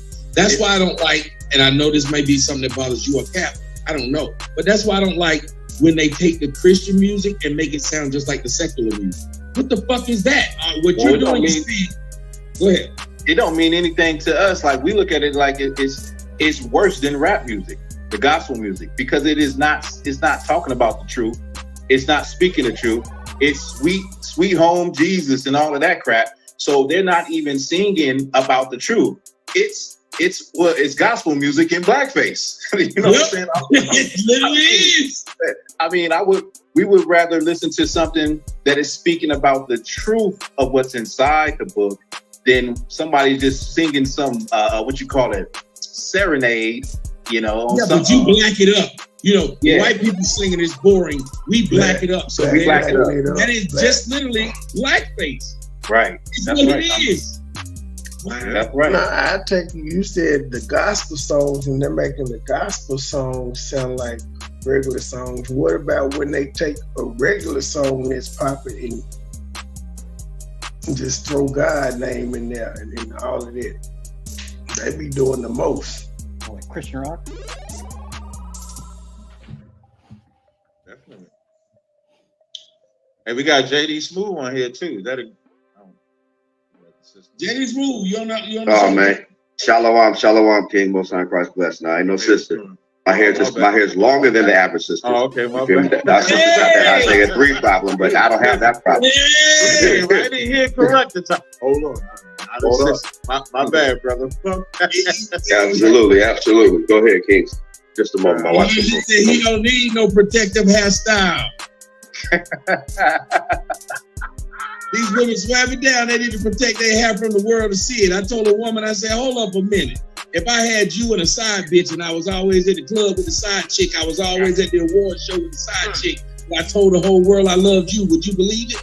She said, no. I said, well, then why do you think I believe you love your hair when I only see that white hair you put on top of it? Y'all don't hear me. Y'all don't hear me. That's a rough one there. I should see your hair more than I see the side hair. Thanks.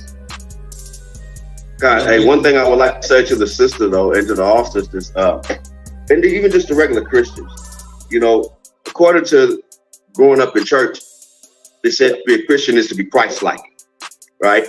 Now we know that the word nigga is in the Bible in Acts, and when you read that definition, it not only says black or Negro, it also says Christian, right? So now, word says that? The word Christian is nowhere in the Bible, I don't think. Nigger, the word night or Negro, it also says Christian. Niger's Right. in the Bible. So now- word says that. Yeah, I'm Nigger? What is it? The word night. You talk about Acts 13:1. Yes, sir. Yeah, nigga. Okay. Niger. That's Oh Niger. my Right. Oh my God. Yeah, Tom. Oh. It's Simon of Niger. So that's So- Acts 13:1, and that word Not niger, Simon of nigger. it'll tell you that it's Latin for the word black. Isn't that the country though? It is. What country or landmass called black? Nigeria. No, when you say the Yes, country, Niger is a country in Africa. yeah, That, you but talk that about- word is was before the country was. I got it, brother.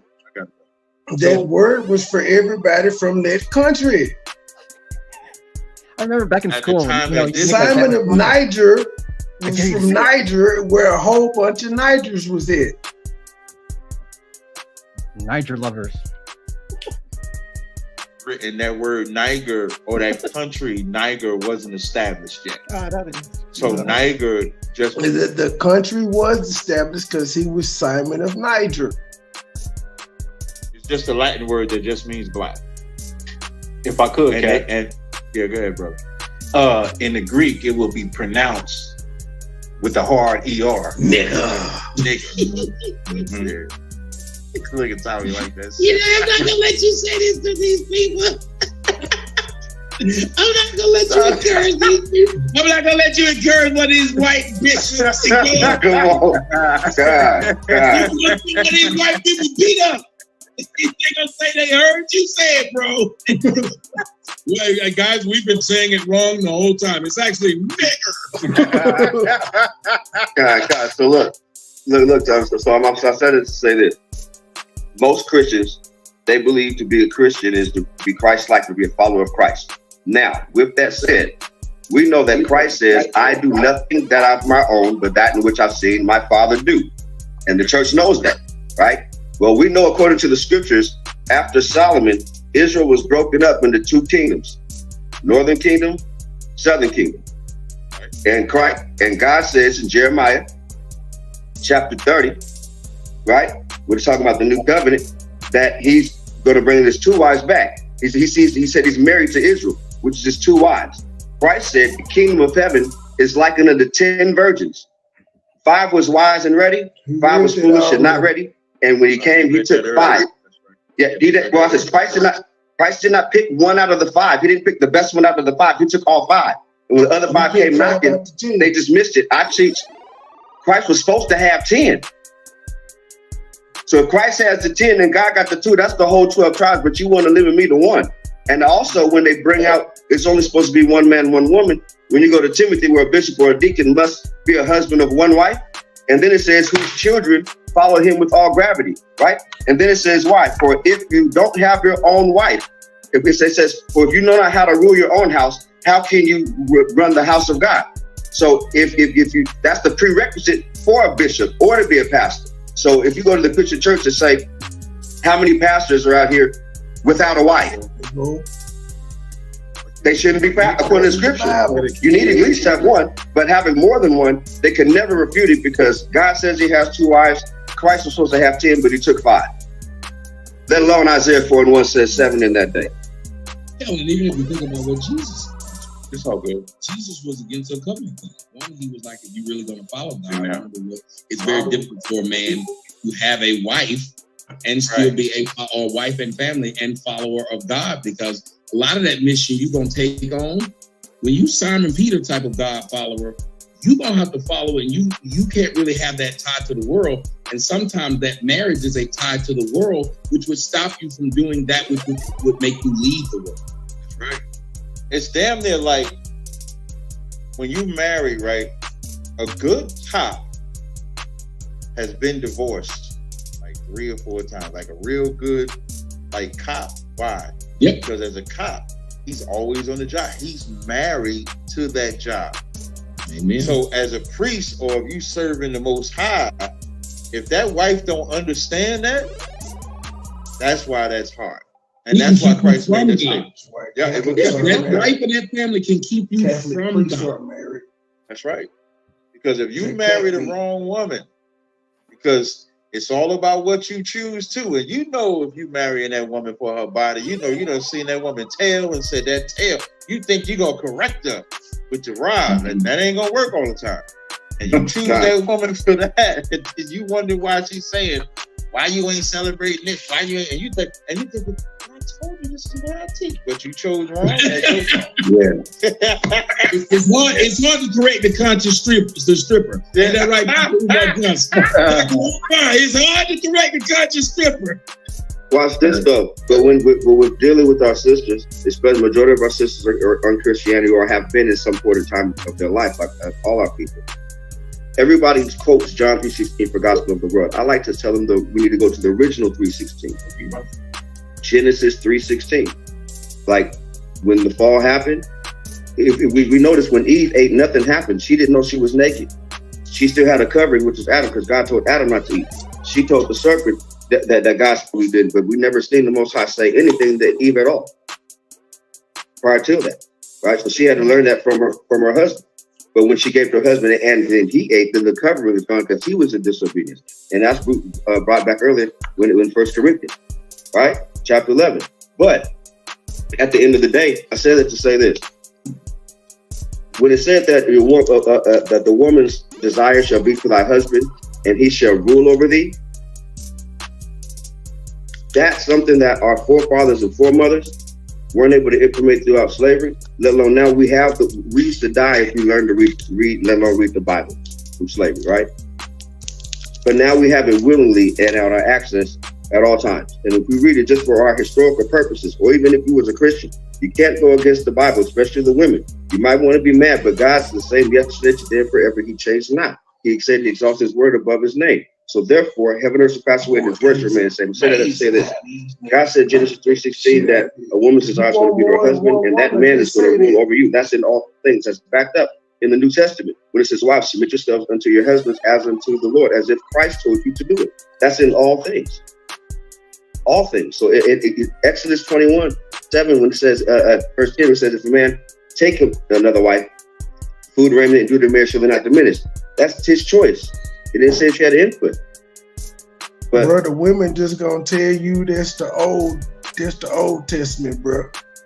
They died with Jesus. Most of our men aren't doing like the Bible says, girding up their loins like a man and show thyself a man. With that, I yield. Thank you, brother. We appreciate it. But why, did you have something else you wanted to add or say? Nah, Cap. I pretty much said everything I wanted to say.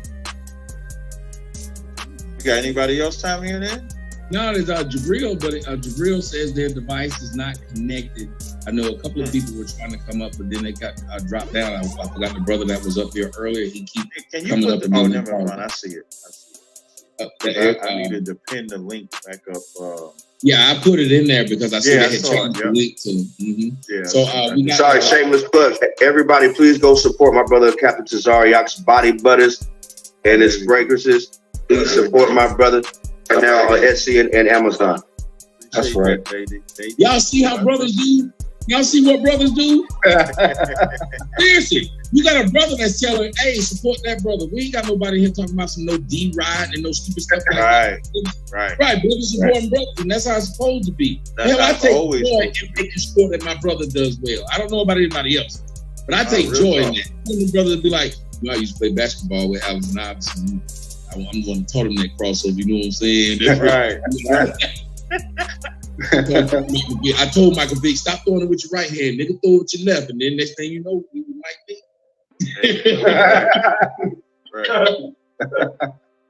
Gotta get your credits. Yakub said one wife. If Yakub is out there, hey, they're really upset with y'all. About the whole one wife? That's the Muslims. Listen, man, if you want one wife, man, get you one wife. Listen, and that's the thing. We don't force brothers to get more. If you want one wife, go get one wife. You just have to show in God's will. All right, ladies and gentlemen. We're approaching the 3-hour mark. Live. There, I'm at the 2 hour and 41 minute mark. for 4 hours on here. I shared it on my commune wall so y'all can go catch the rest of y'all. So choose. Damn it, that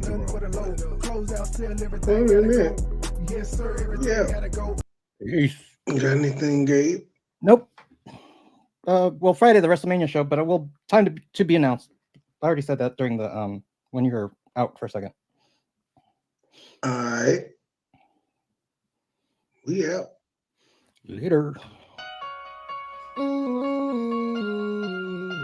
So cold, but I'm so hot. Dope boys.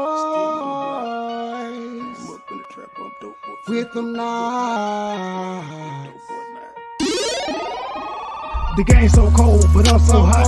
Same old shit, still on the block. Same young nigga came up in the trap. I'm dope boy, fresh with dope boy not. Dope boy, fresh with dope boy not. Dope boy, fresh with dope boy not. Same young nigga came up in the trap. I'm dope boy, fresh with dope boy not. The game so cold, but I'm so hot. Same old shit, still on the block. Same young nigga came up in the trap. I'm dope boy, fresh with dope boy not. Dope boy, fresh with dope boy not. Dope boy, fresh with dope boy not. Same young nigga came up in the trap. I'm dope boy, fresh with dope boy not. I'm dope boy, fresh with dope boy not. 1,008 gram, headed straight to the block. Pirates, this water while till it's hot. Listen double up, turn a little to a lot. Right hand on the cell phone, taking orders. Left hand 360, motor to a lot. Blue holler tips, got switches on the Glock. State game, true steppers can't be stopped. Laughing at you haters while I'm thumbing through the paper. Says long live to the bottom, won't you meet me at the top? The nigga ain't shit, yeah, get that a lot. Won't be deterred and I won't be stopped. Shaq Diesel number one, I post up on the block. 24/7 cause the hustle don't stop. 31 flavor, take an order like a waiter. I be selling more gas than a local truck stop. 1,200 strong for a pound to the top. Got me shining, I'm a star. Ask about me, I am legend. They gon' tell you who we are. Fuck these niggas, fuck these bitches. Get money, all I know. No love for these bitches. Never saving these hoes. The game so cold, but I'm so hot. Same old shit, still on the block. Same young nigga came up in the trap. I'm dope boy, fresh with dope boy not. Dope boy, fresh with dope boy not. Dope boy, fresh with dope boy not. Same young nigga came up in the trap. I'm dope boy, fresh with dope boy not. The game so cold, but I'm so hot. Same old shit, still on the block. Same young nigga came up in the trap. I'm dope boy, fresh with dope boy not. Dope boy, fresh with dope boy not. Dope boy, fresh with dope boy not. Same young nigga came up in the trap. I'm dope boy, fresh with dope boy not. When I'm thinking about the past, yeah, gon' get some knots, gang, we at the spot. If we ever was short, then it's back to the block, you probably get shot. Every day's a sudden change, we getting money, that's one thing that's never gon' stop. Real dope boys do what it takes, playing high stakes, living to die. Do your time, keep it quiet, no matter who you are, don't get what you got. Stack it up, that's the bond to stay fresh. Oh, they think that you're not. Take a roll with a hoe, they gon' let you go. Somebody's gonna say you ain't hot. Just invest in yourself, don't worry about nobody else. There ain't no handout. If you say the same, put it on chain. Let them see you ain't tied down. Got a couple rings, did a lot of things. I ain't really gon' talk about it. Give me a trade, get your bitch to go. She gon' show up and show out. So don't ask me what a dope at, cause you already around. The game so cold, but I'm so hot. Same old shit, still on the block. Same young nigga came up in the trap. I'm dope boy, fresh with dope boy not.